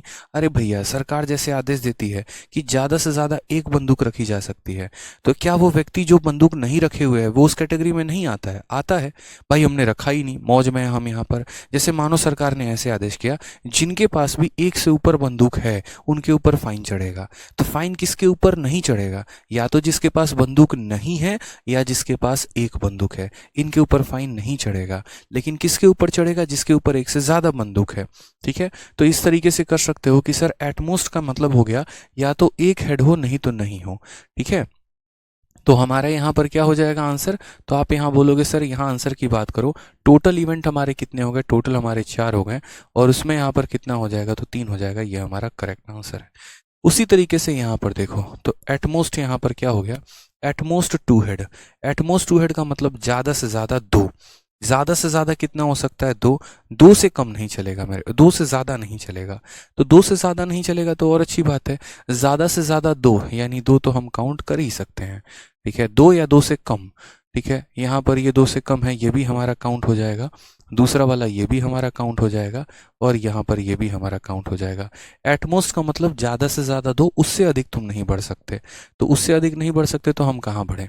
जैसे यहाँ एक भी हेड नहीं है, यहाँ पर एक एक हेड है, और यहाँ दो है। ऐसा नहीं है कि दो से कहीं पर भी ज़्यादा है। तो इसका आंसर हमारा कितना हो जाएगा, तो इसका आंसर हमारा हो जाएगा 4/4, यानी हमारा कितना हो जाएगा, 1 के।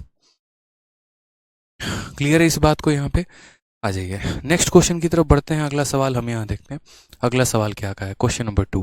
अब थोड़ी यहाँ से चीज़ें हम कवर अप करते चलेंगे और अच्छे तरीके से समझ में आएगा।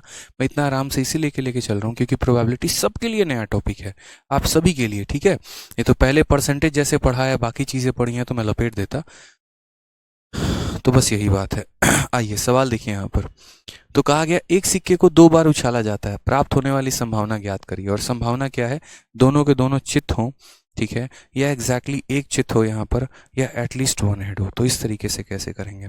तो सबसे पहले जब आप 2 सिक्कों को उछालते हो, अ कॉइन इज टॉस्ड 2 टाइम्स या फिर 2 कॉइन इज टॉस्ड 1, एक सिक्के को 2 बार उछालो या 2 सिक्कों को एक ही साथ उछालो, तो कैसे लिखोगे यहाँ पर?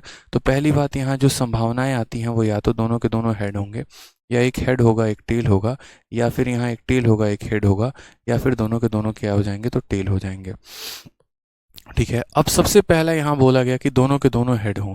क्या हो? बोथ हेड, दोनों हेड होने चाहिए। यानी आपको यहाँ पर वही लेना है जो दोनों के दोनों हेड होंगे। तो दोनों के दोनों हेड होंगे, तो यहाँ देखो, क्या दोनों के दोनों हेड हैं? तो बोलोगे हाँ सर। क्या यहाँ हेड है दोनों? नहीं। क्या यहाँ हेड है दोनों? नहीं है। यहाँ हेड नहीं, तो मात्र यहाँ वाला लोगे, यानी दोनों के दोनों यहाँ पर हेड लोगे। तो उस केस में अपना आंसर क्या लिखोगे? तो उस केस में आंसर लोगे, सर हमारे पास टोटल संभावना कितनी है? 1, 2, 3 और 4। और उस 4 संभावनाओं में अगर हम बात करें दोनों के दोनों को हेड होने की, तो कितना हो जाएगा? 1/4। यानी करेक्ट आंसर हो जाएगा हमारा कितना? तो करेक्ट आंसर हो जाएगा 1/4 इज द करेक्ट आंसर। दोनों के दोनों यहाँ पर क्या हो गए? चित हो गए। तो चित हो गए तो कितना हो जाएगा? 1/4 हो जाएगा, ठीक है। फिर पॉइंट नंबर 2 की बात करते हैं। एग्जैक्टली 1 हेड, सिर्फ एक हेड चाहिए भाई मेरे, एक हेड, ना एक से कम चाहिए ना एक से ज्यादा चाहिए, सिर्फ एक हेड चाहिए बस, ठीक है। अब हम यहाँ पर बात करते हैं, तो यहाँ 2 हेड है, ये नहीं चलेगा। यहाँ एक हेड है, हाँ भैया ये मेरा वाला है, ये मेरे टाइप का है, तो ये चलेगा। यहाँ एक हेड है, हाँ जी बिल्कुल, सिर्फ एक ही हेड है, वो चलेगा। ये चलेगा नहीं, यहाँ बिल्कुल भी हेड नहीं है, बिल्कुल भी हेड नहीं है, तो एग्जैक्टली 1 हेड में नहीं आएगा। तो इसका आंसर कितना हो जाएगा? कुल मिलाकर संभावना कितनी है? तो कुल मिलाकर 4 संभावनाएं थी, और उस 4 में से हमारा कितना आ गया? 2 फेवरेबल आउटकम आ गया, यानी कुल मिलाकर 1/2 हो जाएगा। ये हमारा करेक्ट आंसर हो जाएगा, ठीक है। तो एग्जैक्टली 1 हेड का मतलब कितना हो जाएगा? 1/2। और तीसरा हमारा आ जाता है, तीसरा हमारा क्या आ जाता है? तो तीसरा हमारा आ जाता है एट लीस्ट 1 हेड, यानी कम से कम 1 रुपए तो हो। मूवी में एंटर करने के लिए देखो, एटलीस्ट वाला एग्जाम्पल याद करना है तो सिनेमा हॉल वाला मेरा एग्जाम्पल याद कर लेना, और एटमोस्ट वाला एग्जाम्पल याद करना है तो बंदूक वाला एग्जाम्पल याद कर लेना, सबसे बढ़िया रहेगा। तो एटलीस्ट 1 हेड का मतलब भैया एक तो होना चाहिए, मतलब कम से कम तुम्हारे जेब में 100 रुपए तो आने होने चाहिए यार इस क्लब में एंट्री। तुम 100 की जगह 1 लाख लेके आ जाओ, 2 लाख लेके आ जाओ, कुछ भी है, लेकिन कम से कम 100 तो चाहिए। तो एटलीस्ट 1 है, एटलीस्ट 1। तो क्या यहाँ पर कम से कम एक हेड है? तो हाँ जी है, यानी इसको शामिल करो इस ग्रुप में, ठीक है। यहाँ पर कम से कम एक हेड है? तो हाँ जी है, यानी इसको भी शामिल करिए इस ग्रुप में। यहाँ पर कम से कम एक हेड है? तो हाँ जी है, इसको भी शामिल करिए ग्रुप में, ठीक है। क्या आप इसको शामिल कर सकते हैं? एक भी हेड नहीं है, तो नहीं है तो हम इसे शामिल करेंगे ही नहीं। तो इसलिए आंसर हमारा कितना होगा? 4 संभावनाओं में कुल मिलाकर कितनी संभावना हो गई? 3 हो गया, तो इसका आंसर हो जाएगा 3/4, ठीक है। कितना हो जाएगा? 3/4 हो जाएगा, ठीक है। आइए क्वेश्चन नंबर 3 देखते हैं। धीरे धीरे जो है यहाँ पर लेवल हम बढ़ाते चलेंगे, आप निश्चिंत रहें, यहाँ पे सारी बातें क्लियर अप होते चलेंगे। आइए क्वेश्चन नंबर 3 की बात करते हैं। अब यहाँ पर देखिए 3 वाला क्वेश्चन क्या कहा है। 3 वाले क्वेश्चन में हमसे यहाँ पर ये कहा गया है कि 3 unbiased coin are toss together, find the probability of getting. यहाँ पर 3 सिक्कों को उछाला गया है, 3 सिक्कों को एक साथ उछाल पर निम्नलिखित परिणाम जो है वो प्राप्त होते हैं। क्या क्या संभावना है? सारे के सारे हेड आए, क्या ये संभावना हो सकती है? कम से कम एक टेल आए, ये सारे, ये मतलब 5 सवाल हमारे दागे गए हैं यहाँ पर। तो कोई बात नहीं, हम 5 सवाल का आंसर दे देंगे, लेकिन हम कैसे देंगे वो देखिए यहाँ पर, ठीक है। कैसे देंगे यहाँ पर वो देखिए। सबसे पहले तो यहाँ पर मैंने कहा कितने सिक्के हैं हमारे? तो 3 सिक्के हैं। अगर हमारे 3 सिक्के हैं तो क्या बोलोगे? लिखने का तरीका क्या बताया था? तो पहले मैंने कहा था हेड टेल, फिर मैंने कहा हेड टेल, फिर मैंने कहा हेड टेल, और फिर मैंने कहा हेड टेल। तो 2, 2 4, 2 6, 2 8। फिर उसके बाद मैंने आपसे कहा था कि सारे के सारे यहाँ पर क्या कर लेना, कम से कम 2 हेड रखो, फिर उसके बाद 2 टेल रखो, फिर यहाँ 2 हेड रखो, और फिर उसके बाद 2 टेल रखो, ठीक है। और फिर उसके बाद मैंने क्या कहा था? 4 बार हेड लिख दो यहाँ पर, और 4 बार तुम यहाँ क्या लिख दो? तो 4 बार यहाँ टेल लिख दो। लिख दिया। ये टोटल आउटकम्स आपके कितने हो गए? तो आप यहाँ बोलोगे सर टोटल कुल मिलाकर जो हमारे आउटकम्स हैं वो टोटल आउटकम्स हमारे हो जाएंगे 8। टोटल आउटकम्स हमारे कितने हो जाएंगे सर? 8 आउटकम्स हो जाएंगे। अब सवाल में सबसे पहला क्वेश्चन यहाँ क्या पूछा गया कि सारे के सारे हेड हों। जितने भी सिक्के फेंके थे ना आपने, वो सारे के सारे क्या होने चाहिए? हेड होने चाहिए। तो पॉइंट नंबर 1 मेरे भाई कि मैंने जितने सिक्के फेंके सारे के सारे हेड, इसमें सारे के सारे हेड हैं तो हाँ एक ये हो सकता है। क्या इसमें सारे हेड हैं? नहीं होगा। इसमें सारे हेड हैं? नहीं होगा। इसमें हेड है? नहीं होगा। मतलब सारे हेड वाला मात्र एक ही केस बन सकता है, यानी ऑल हेड्स की अगर आप बात करोगे, सारे के सारे चित हों, यानी यहाँ पर क्या हो जाएगा, हेड हेड हेड, एक ही केस बन सकता है। तो अगर एक ही केस बन सकता है तो उसका आंसर कितना होगा? तो बोलोगे सर संभावनाएं कितनी हैं? तो संभावनाएं हमारी 8 संभावनाएं हैं, और उन 8 संभावनाओं में सभी का हेड होने की संभावना कितनी है? 1। तो इसका आंसर कितना आ जाएगा? 1/8 आ जाएगा। कितना आ जाएगा? तो 1/8। प्रोबेबिलिटी जैसा खूबसूरत टॉपिक नहीं है, यकीन मानो। एक तो ये 2 क्लास में निपट भी जाएगा। दूसरी सबसे अच्छी और खूबसूरत बात बताऊं यहाँ पर, तो 2 क्लास में निपटने के साथ साथ यहाँ बहुत आसान टॉपिक है, समझ में आएगा, बचपन में पढ़ी हुई चीज़ है तो रिवाइज भी हो जाएगी यहाँ।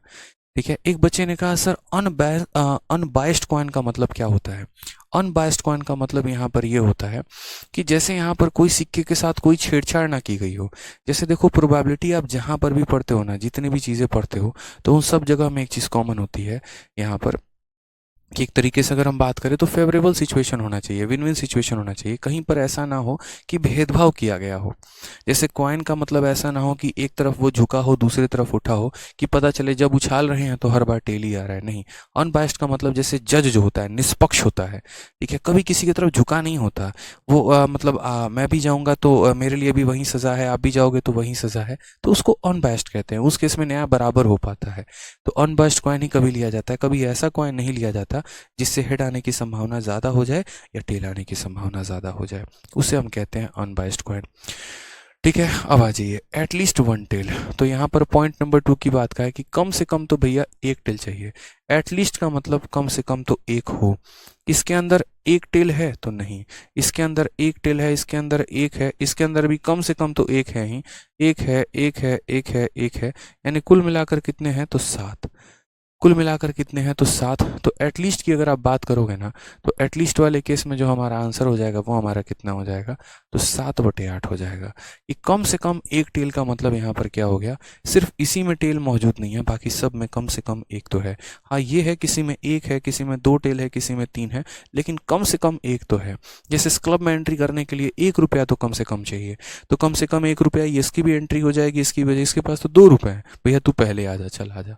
इसके पास 3 रुपए हैं, तू भी आ जा भाई, मतलब कम से कम एक तो चाहिए, यानी ये हो गया। ठीक है। तीसरा अगर हम बात करते हैं यहाँ पर, तो तीसरा हमारा क्या हो जाएगा? एग्जैक्टली 2 हेड, सिर्फ 2। ना अपने को 2 से ज़्यादा चलेगा, ना अपने को 2 से कम चलेगा। कितना चलेगा? सिर्फ 2 हेड। यहाँ पर, यहाँ कितने हैं? 3 है, नहीं चलेगा भैया। जैसे क्लब में देखना, जाते वक्त यहाँ पर कोई भी बार में जाते हो या एक तरीके से क्लब में जाते हो तो क्या बोलते हैं? कपल एंट्री अलाउड है, सिंगल आए तो भगा दिए जाओगे। ठीक है, मतलब ना 2 लड़के चलेंगे ना 2 लड़कियां चलेंगी, एक लड़का एक लड़की चलेगा भाई। तो वही बात है कि कम से कम 2 हेड, 2 हेड का मतलब एक लड़का और एक लड़की, ऐसे समझ लो। तो वही बात है, कम से कम 2, मतलब 2 से ज़्यादा भी नहीं चलेंगे, 2 से कम भी नहीं चलेंगे। तो यहाँ कम से कम 2 हेड है, यहाँ भी कम से कम 2 हेड है। तो देखो 1 हो गया, 2 हो गया, फिर एक 3 हो गया, और भी कोई सिचुएशन है कहीं पर भी? तो बोलोगे नहीं सर, मतलब मात्र 3 ही सिचुएशन हमारे पास ऐसा है। कितने सिचुएशन है? तो 3 ही सिचुएशन है, 2 हेड, 2 हेड और 2 हेड, और कोई हमें सिचुएशन यहाँ दिख ही नहीं रहा है। तो इसका आंसर हमारा कितना हो जाएगा भाई? तो इसका आंसर हमारा हो जाएगा सर 2 हेड, 2 हेड, 2 हेड वाले का आंसर हमारा हो जाएगा 3/8। और ये 3 कौन कौन सी सिचुएशन है? तो 2 हेड वाला सिचुएशन हमारा हो जाएगा हेड, हो जाएगा हेड, हो जाएगा टेल, हो जाएगा HST। मैं यहाँ लिख भी दे रहा हूँ ताकि कभी भविष्य में, आज से 1000 साल बाद, आप लोगों को रिवाइज करने की ज़रूरत पड़े तो आप यहाँ रिवाइज कर पाएँ। ठीक है, समझिएगा इस बात को। T हो गया, H हो गया और यहाँ पर H हो गया। नेक्स्ट यहाँ आ जाइए, पॉइंट नंबर 3 की बात करते हैं। पॉइंट नंबर 3 तो हो गया 4 की बात। 4 में कहा है एटमोस्ट 2 हेड। एटमोस्ट का मतलब आपके पास ज़्यादा से ज़्यादा, देखो एटमोस्ट का मतलब बंदूक वाला केस। एटमोस्ट का मतलब यहाँ पर क्या हो जाएगा? एटमोस्ट का मतलब बंदूक वाला केस, कि ज़्यादा से ज़्यादा 2 बंदूकें रख सकते हो। मतलब या तो तुम रखो ही मत, ठीक है, या तो तुम 1 रख लो या 2 रख लो, लेकिन 2 से ऊपर रखे तो खैर नहीं है। ठीक है, तो 2 से ऊपर वाले की काउंटिंग नहीं करेंगे, इसमें 2 से ज़्यादा है इसकी काउंटिंग नहीं करेंगे, बाकी सारे काउंट हो जाएंगे। क्यों? क्योंकि इसमें दो हेड है, इसमें भी दो हैं, इसमें एक है, इसमें दो है, इसमें एक है, इसमें एक है, इसमें कुछ भी नहीं है। तो एटमोस्ट दो का मतलब होता है कि दो से ऊपर वाले को काउंट मत करो, बाकी सारे काउंट कर लो। तो इसका आंसर कितना हो जाएगा? तो इसका आंसर यहाँ पर बोलोगे तो क्या बोलोगे? 7/8 बोलोगे, ये तुम्हारा आंसर हो जाएगा। ठीक है, क्लियर है ये बात? और लास्ट वाले का थोड़ा सा जो है यहाँ पर ये करेक्ट कर लो, वन टेल नहीं है इसमें। ठीक है, या तो दो चित या फिर एक पट, यहाँ पर करेक्ट कर लीजिए। यहाँ पर है ना, दो है। ठीक है, क्या हो जाएगा? टू टेल्स, और यहाँ भी हो जाएगा दो पट। तो लास्ट वाला में क्वेश्चन में कहा गया या तो दो हेड आ जाएं और नहीं तो दो टेल आ जाएं। समझ रहे हैं मेरी बात को? या तो दोनों के दोनों हेड हो मेरे भाई, और नहीं तो दोनों के दोनों क्या हो, कम से कम दो हमारे टेल हो। मतलब दो हेड चाहिए या फिर हमारा जो है वो दो टेल चाहिए। तो दो हेड की बात करते हैं यहाँ पर। तो दो हेड हमारा क्या हो गया? जैसे यहाँ पर अगर आप देख रहे हो, समझना मेरी बात को, ठीक है? तो यहाँ पर आप क्या बोलोगे? आइदर टू हेड और टू टेल। तो जैसे यहाँ देखो, क्या यहाँ पर दो हेड और दो टेल, इसका आंसर कितना होगा जल्दी से बताओ? आइदर टू हेड और यहाँ पर टू टेल। चलिए बताइए। आइदर टू हेड और टू टेल। ठीक है, अब यहाँ देखो, सबसे पहले इसको बाद में कंसीडर करेंगे। इसके पास कम से कम दो हेड है, आइदर टू हेड है। इसके पास भी कम से कम आइदर टू हेड है। इसके पास आइदर टू टेल है। इसके पास आइदर टू हेड है। इसके पास आइदर टू टेल है। इसके पास आइदर टू टेल है। पहला और आखिरी नहीं हो सकता है, क्योंकि इसके पास यहाँ तीन है हेड और यहाँ पर तीन टेल है। या तो हमारे पास दो लड़का नहीं तो दो लड़की, ऐसे समझ लीजिए।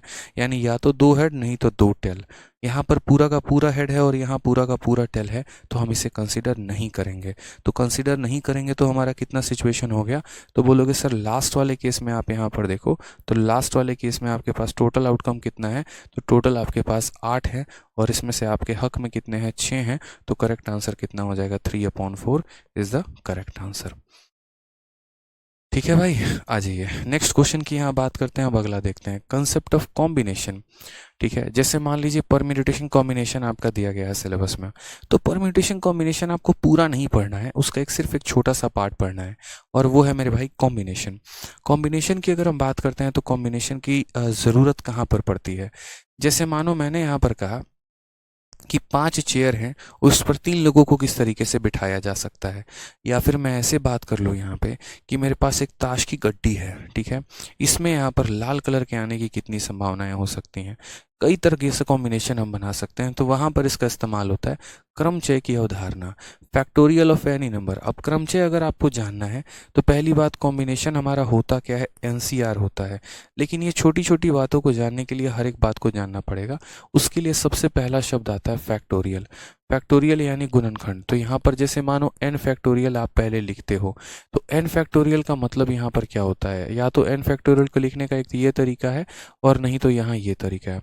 एग्जाम्पल के तौर पे अगर मानो कभी भविष्य में हमने यहाँ 5 फैक्टोरियल लिख दिया, तो इसका मतलब हो जाएगा 5 × 4 × 3 × 2 × 1। ठीक है, कभी भी किसी भी संख्या का अगर आप फैक्टोरियल लिखते हैं ना, जैसे 5 लिखा, तो आप 5 से उसको गुना करके कहाँ तक लेकर आइए? 1 तक लेकर आइए। ठीक है, कोई दिक्कत की बात है यहाँ पर?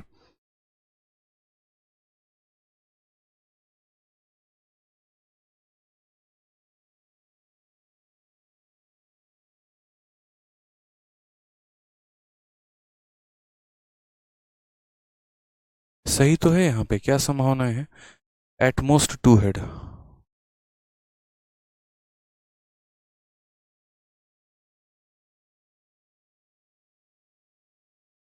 हाँ, तो इसमें की दिक्कत क्या आ रही है? बच्चे कह रहे हैं सर एक बार फोर्थ चेक करिए। फोर्थ सही तो है। ठीक है, कोई दिक्कत की बात नहीं है, यहाँ पे कोई परेशानी की बात नहीं है। आ जाओ यहाँ पे। तो जैसे मानो कल के दिन मैं यहाँ 7 फैक्टोरियल लिख रहा हूँ, तो 7 फैक्टोरियल का मतलब कितना हो जाएगा? 7 × 6 × 5 × 4 × 3 × 2 × 1। इसे हम कहते हैं मेरे भाई फैक्टोरियल, यानी 7 से लेकर 1 तक की सारी गिनती हम यहाँ करेंगे। तो वो हम इस तरीके से लिखेंगे मेरे भाई। आर्यन प्रजापति फोर्थ सही लिखा है मेरे भाई, कोई दिक्कत की बात नहीं है, सही है यहाँ पे।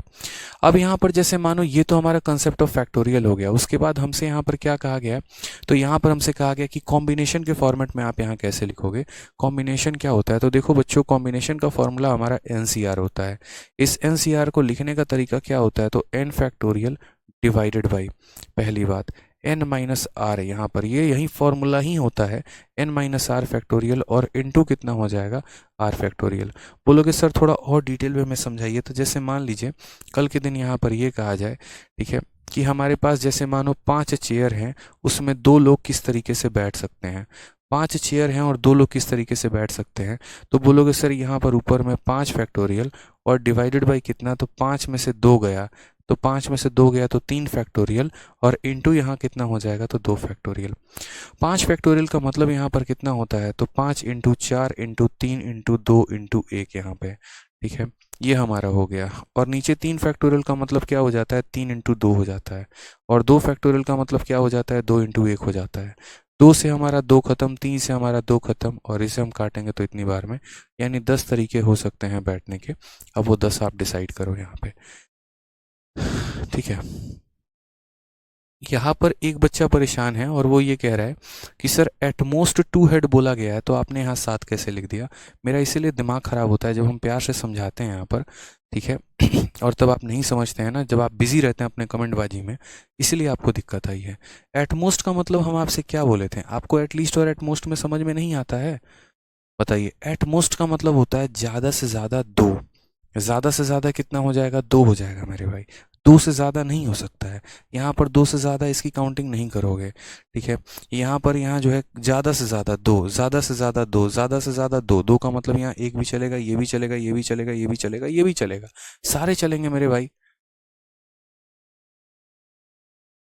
अरे भाई इसको भी यहाँ पर नहीं है, एक भी हेड नहीं है, इसको काउंट करेंगे भाई। एटमोस्ट में अभी तो बताया था, पीछे बताया था यार, यहाँ पे पीछे इतनी बार बढ़िया तरीके से हमने समझाया था। एटमोस्ट 2 हेड वाले में देखना जरा, एटमोस्ट 2 हेड वाले में मैंने बस यहाँ पर देखो, सही से देखो, एटमोस्ट 2 हेड में मैंने क्या लिया था, दोनों के दोनों हेड हों तो भी चलेगा, ये भी चलेगा, ये भी चलेगा, और जिसमें हेड नहीं था वो भी मैंने काउंट किया था। यानी ज्यादा से ज्यादा 2 बंदूकें, तो ज्यादा से ज्यादा 2 बंदूकों का मतलब यहाँ पर या तो एक भी बंदूक नहीं हो, या एक बंदूक हो, या 2 बंदूक हो, तो उसी तरीके से यहाँ पर, ठीक है। तो यहाँ पर क्या हो गया, तो यहाँ पर बहुत ही प्यार तरीके से समझिए, एटमोस्ट 2 हेड का मतलब क्या हो गया, या तो आपके पास एक भी बंदूक, एक भी हेड नहीं है, या कम से कम एक हेड है, या कम से कम यहाँ पर 2 हेड हैं, इस तरीके से करके 2 से ज्यादा नहीं हो सकते हैं।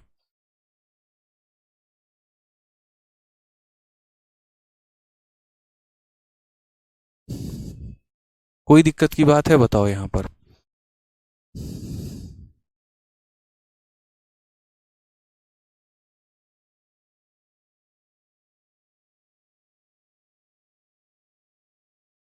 बताइए यहाँ पर कोई प्रॉब्लम है, कोई परेशानी है।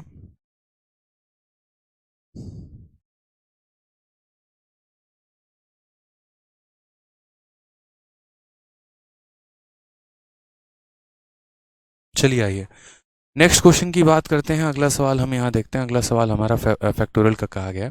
क्वेश्चन नंबर 4 यहाँ देखिए, क्वेश्चन नंबर 4 क्या है, एक सिक्के को 5 बार उछालने पर 2 चित्त प्राप्त किए जाते हैं, तो प्राप्त करने की प्रायिकता क्या होगी। अ coin is toss 5 time, what is the probability of getting 2 head. 2 head आने की यहाँ पर जो है प्रोबेबिलिटी हमारी क्या है, ये समझिएगा। एक कॉइन को कितनी बार आपने टॉस किया है, 5 बार, तो यहाँ पर एग्जैक्टली 2 हेड आने की प्रायिकता क्या है, बताइए। ठीक है, अ कॉइन इज टॉस 5 टाइम्स, यहाँ पे कितनी बार आपने टॉस किया, 5 बार, तो probability of getting exactly 2 head, कि हमारे पास 2 आने की एग्जैक्ट प्रायिकता क्या है, एग्जैक्टली 2 हेड आने की प्रायिकता क्या है, बताइए, ट्राई करिए। ठीक है, एग्जैक्टली 2 हेड आने की प्रायिकता क्या है। एक बार मैं इसका ऑप्शन आप लोगों के लिए लिख देता हूँ कि इसके ऑप्शंस आपके क्या क्या दिए गए हैं। यहाँ पर क्वेश्चन नंबर 4 की अगर हम बात करते हैं यहाँ पर, तो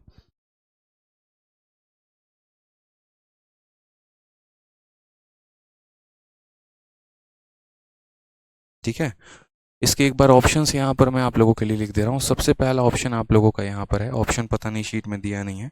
पहला ऑप्शन आपका हो जाएगा 5/8, दूसरा ऑप्शन आपका हो जाएगा 5/16, तीसरा ऑप्शन आपका हो जाएगा यहाँ पर जो है वो 3/7 हो जाएगा, और चौथा ऑप्शन आपका यहाँ दिया गया है, मान लीजिए अभी फ़िलहाल मैं ऑप्शन शीट में आपको कुछ और हो सकता है बदल के दे दूँ।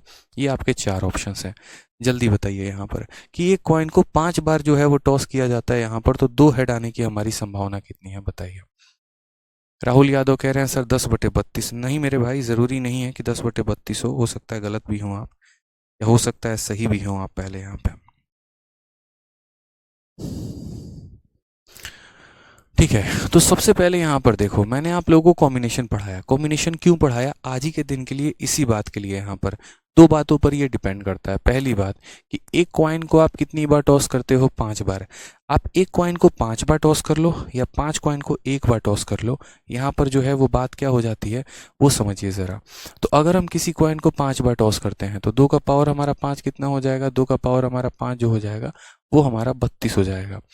कितना हो जाएगा मेरे भाई? तो 32 हो जाएगा यहाँ पे। अब उसके बाद समझते हैं कि इसमें हमारी जो प्रोबेबिलिटी है वो 2 हेड आने की कितनी है। तो अगर हम बात करते हैं यहाँ पर 2 हेड्स आने की प्रोबेबिलिटी, तो 2 हेड्स आने की प्रोबेबिलिटी, यही बात है मेरे भाई। समझ गए? यहाँ पर 5 सिक्कों में मुझे 2 हेड लेकर आने हैं। यहीं पर इस्तेमाल होता है कॉम्बिनेशन का। कॉम्बिनेशन की ज़रूरत मेरे भाई यहीं पर पड़ती है। ठीक है, क्या पड़ती है कि सर देखिए 5 सिक्के हैं और उस 5 सिक्कों में मेरे कितने हेड आने चाहिए? तो 5 सिक्कों में 2 सिक्के आने की संभावना कि 2 सिक्के हमारे समान हो, तो वो हो जाएगा 5c2, यानी इसे बोलेंगे 5 फैक्टोरियल। 5 - 2 यानी 3 फैक्टोरियल, और यहाँ कितना हो जाएगा? तो 2 फैक्टोरियल। तो आप बोलोगे सर 5 फैक्टोरियल का मतलब यहाँ कितना हो गया?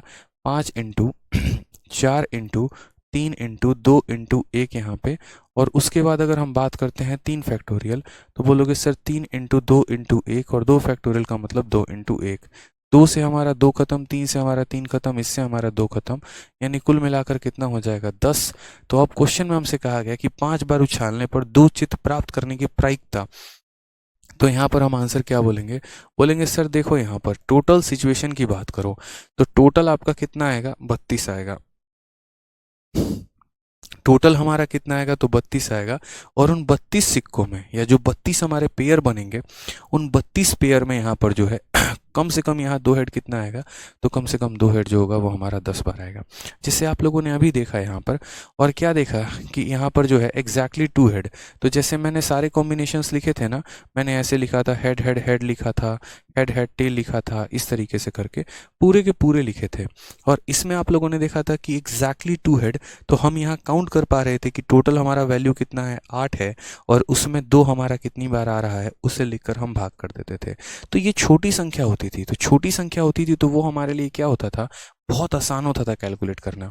यहाँ पर जैसे 2 सिक्कों को उछाल लिया तो आसान है, 3 सिक्कों को उछाल लिया तो आसान है, 4 सिक्कों को उछाल लिया तो आसान है। लेकिन कल के दिन भविष्य में यहाँ पर 5 सिक्कों को उछालो तो क्या होगा? 6 सिक्के को उछालो तो क्या होगा? 7 सिक्कों को उछालो तो यहाँ पर क्या होगा? वहीं ज़रूरत पड़ती है कॉम्बिनेशन की। कॉम्बिनेशन खुद ही सोचो क्यों आया, क्यों ज़रूरत पड़ी हम पे कॉम्बिनेशन की? जहाँ पर हमारे लिए काउंट करना मुश्किल सा हो जाए। अब यहाँ पर बैठ के हम 32 अरेंजमेंट यहाँ थोड़ी लिखेंगे, तो इसीलिए हम कॉम्बिनेशन को बुलाएं यहाँ पर कि भैया तुम आओ, तुम्हारी आवश्यकता है, तुम्हारी ज़रूरत है यहाँ पे। जैसे मानिए एक और क्वेश्चन हम आपको यहाँ देते हैं, जब तक आपको क्लियर नहीं होगा तब तक हम आपको क्वेश्चन देते रहेंगे। अब जैसे मानिए कल के दिन यहाँ पर है, ठीक है, अब यहाँ पर इसी क्वेश्चन को आप कॉम्बिनेशन से भी आंसर निकाल सकते हैं। मान लीजिए यहाँ पर कि यहाँ 5 टाइम्स के जगह पर यहाँ पर जो है आपका आंसर कितना रहे, तो 5 टाइम की जगह चलिए एक काम करते हैं, हम लोग यहाँ पर 2 बार कर लेते हैं, और 2 बार में एक नॉर्मल मेथड से आंसर लेकर आते हैं और एक बार कॉम्बिनेशन मेथड से आंसर लेकर आते हैं। तब मुझे लग रहा है कि चीज़ें आप लोगों को बहुत बेहतर वे में समझ में आने वाली हैं। सारे ऑप्शंस को हम यहाँ मिटा देते हैं। कहा गया है यहाँ पर कि एक सिक्के को 2 बार उछाला गया, 2 बार नहीं 3 बार ले लेते हैं। कितना ले लेते हैं? 3 बार, क्योंकि 3 वाले में बड़ा आसान रहेगा। एक सिक्के को 3 बार उछाला गया है तो कम से कम 2 चित प्राप्त करने की संभावना। अब देखो 2 तरीके से हम इसे करेंगे। एक तरफ यहाँ पर नॉर्मल मेथड, नॉर्मल मेथड में क्या होगा? 3 बार, 3 बार में क्या लिखते हैं? पहले हेड टेल, फिर हो जाता है हेड टेल, फिर हो जाता है हेड टेल, और फिर हो जाएगा हेड टेल। फिर उसके बाद हो जाएगा यहाँ पर दोनों हेड दोनों टेल, फिर हो जाएगा दोनों हेड दोनों टेल, और फिर उसके बाद हो जाएगा हमारा हेड हेड हेड हेड, और टेल टेल टेल और टेल। ठीक है, कहा गया कि एक सिक्के को 3 बार उछाला गया, एग्जैक्टली 2 हेड आने की संभावना कितनी है। तो इस केस में आप यहाँ अगर कहते हो सिर्फ मुझे 2 चाहिए, तो टोटल संभावनाएं कितनी है, 8 है। और उस 8 में हमारा एग्जैक्टली 2 हेड, तो एग्जैक्टली 2 हेड की अगर बात करो तो एक बार यहाँ पर ये हमारा एग्जैक्टली 2 हेड है। ठीक है, और हमारा एग्जैक्टली 2 हेड कहाँ पर है, तो यहाँ पर है। और हमारा एग्जैक्टली 2 हेड कहाँ पर है, तो यहाँ पर है। यानी टोटल 3 संभावना। इसमें हमारे 2 हेड नहीं है, इसमें भी 2 हेड नहीं है, इसमें भी 2 हेड नहीं है, इसमें भी हमारे 2 हेड नहीं है, ना ही हमारा इसमें है। तो कितना हो गया, 3/8। अब इसी क्वेश्चन को अगर मैं कॉम्बिनेशन से करता हूँ, तो सबसे पहले कॉम्बिनेशन में 2 चीज़ें निकालनी होती है। एक तो जो आप यहाँ टोटल लिखते हो वो, तो वो टोटल के लिए तो मैंने पहले ही बता रखा है कि टोटल के लिए कभी भी किसी भी सिक्के को आप पर घुमाते हो तो 2 का पावर कितना, जितने सिक्के हैं उतना, 3 है तो यहाँ आ जाएगा 3। और उसके बाद आपको उसमें क्या चाहिए, तो 2 हेड चाहिए। तो 2 हेड चाहिए तो उसे कैसे लिखोगे, तो 2 हेड चाहिए तो बोलोगे सिक्के कितने हैं, 3 हैं। ठीक है, और आपको हेड कितने चाहिए, तो 2 हेड चाहिए। तो यहाँ पर ये दूसरा पार्ट हो जाएगा। तो इसे आप क्या लिखोगे, तो बोलोगे सर 3 फैक्टोरियल डिवाइडेड बाई 3 में से 2 गया तो 1 फैक्टोरियल, और इंटू कितना हो जाएगा, 2 फैक्टोरियल। तो 3 फैक्टोरियल का मतलब हो जाता है 3 इंटू 2 इंटू 1। 1 फैक्टोरियल का मतलब 1, और 2 फैक्टोरियल का मतलब 2 इंटू 1। ये खत्म, यानी कितना आ जाएगा, 3। तो इसीलिए जो हमारा आंसर आएगा वो कितना आएगा, तो जो आंसर आ जाएगा वहाँ पर हमारा कितने हमें चाहिए हेड, तो 3, और कितने में, तो 8 में। तो मैंने वही बात कहा कि जब संख्याएं छोटी होती हैं ना बच्चों, तो इस तरीके से लिख लेते हैं, लेकिन जब वहीं पर संख्याएं हमारी बढ़ती चली जाएं तो ऐसा लिखना मेरे लिए बड़ा कठिन सा हो जाता है। इसलिए हम कॉम्बिनेशन का सहारा लेते हैं। 3 सिक्के हों तो कोई दिक्कत नहीं, लेकिन अगर 4 सिक्के हो गए, ये बफरिंग की बड़ी इशू आ रही है यार।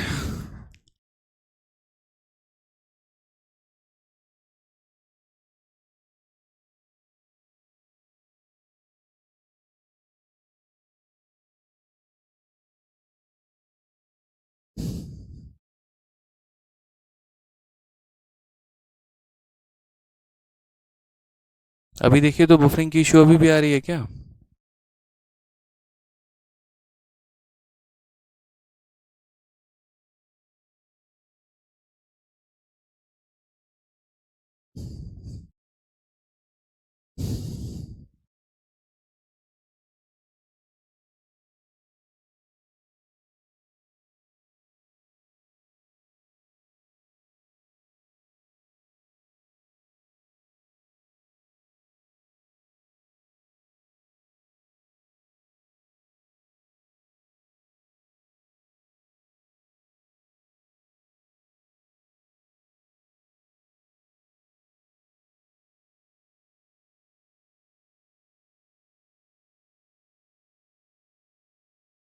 क्या बफरिंग का इशू अभी भी है?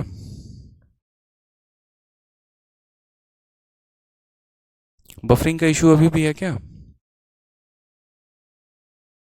ठीक है, ऑल क्लियर है ना? कल वाईफाई ही बदलवा देता हूँ, जिस कंपनी का लगा है उसको हटा के दूसरी कंपनी का लगवा देता हूँ। तो मैंने यहाँ पर आपको क्या कहा, मैंने यहाँ पर आपको ये कहा कि देखिए जैसे यहाँ 3 सिक्के हैं। अब अगर यहाँ 3 सिक्के हैं तो हमारे पास 2 तरह की संभावना है। एक संभावना यहाँ पर ऐसी है कि हम बेसिक मेथड से जाएं और बेसिक मेथड से यहाँ पता करें, और दूसरा हमारा तरीका यहाँ पर ये हो जाता है कि हम यहाँ कॉम्बिनेशन से जाएँ। कॉम्बिनेशन से हमें जाने में क्या होता है, कॉम्बिनेशन से जाने पर पहले तो हमें टोटल वैल्यू निकालनी पड़ती है, 2 का पावर 3 8 हो जाएगा। और उसके बाद हमें उसमें तलाशना होता है कि कितने हम हेड पता करना चाह रहे हैं, 2 हेड।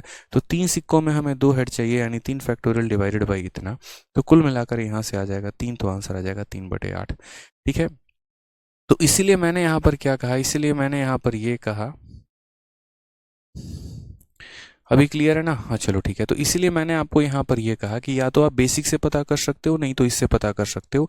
क्योंकि जब भी हमारे पास एक तरीके से हो जाएगा, ज़्यादा सिक्कों की जब हमारी बात आनी शुरू हो जाएगी ना, तो वहाँ पर जो है हमें कॉम्बिनेशन की आवश्यकता पड़ेगी। जैसे कल के दिन यहाँ पर इस क्वेश्चन को थोड़ा सा और मैं अगर बड़ा कर दूँ यहाँ, और इस क्वेश्चन में यहाँ कहूँ कि एक कॉइन को 3 बार आप टॉस मत करो, एक कॉइन को यहाँ 4 बार टॉस करो, 5 बार टॉस करो, 6 बार टॉस करो। अब कल के दिन मैं यहाँ कहता हूँ कि यार एक कॉइन को मैं 3 बार भी टॉस नहीं करूँगा, अब मेरे को है ना एक कॉइन को 10 बार टॉस करना है। कितनी बार टॉस करना है, 10 बार टॉस करना है। और मैं चाह रहा हूँ कि 10 बार टॉस करने पे यहाँ पर जो है उसके अंदर 2 नहीं, कम से कम भाई 4 हेड तो आए ही आए। 10 बार टॉस करना चाहता हूँ, और कम से कम यहाँ 4 जो है मुझे चित्त चाहिए। 4 मुझे कितने चाहिए, चित्त चाहिए। यहाँ पर देखो कि 10 बार मैंने टॉस भी किया और मुझे कितने हेड चाहिए, 4। 10 बार टॉस किया और कितने हेड चाहिए, 4। तो अब ऐसे तुम जीवन में निकालते रह जाओगे, संभावना क्या है, वहाँ ज़रूरत पड़ेगी। और खैर 10 बार भी ज़रूरी नहीं है, 10 का तो ख़त्म ही हो जाएगा कहानी। आप ऐसे कर लो, जैसे मानो यहाँ पर कि 5 बार टॉस किया और उसमें 3 बार हेड चाहिए, 5 बार टॉस किया और कितनी बार चाहिए, 3 बार हेड चाहिए। अब ऐसे तो आप लिखते रह जाओगे। अब ऐसे यहाँ लिखते रह जाओगे तो उस केस में क्या होगा मेरे भाई, वीडियो बफर हो रहा है। ठीक है, मैं एक बार वीडियो की बफरिंग पहले सॉल्व कराता हूँ, रुक जाइए।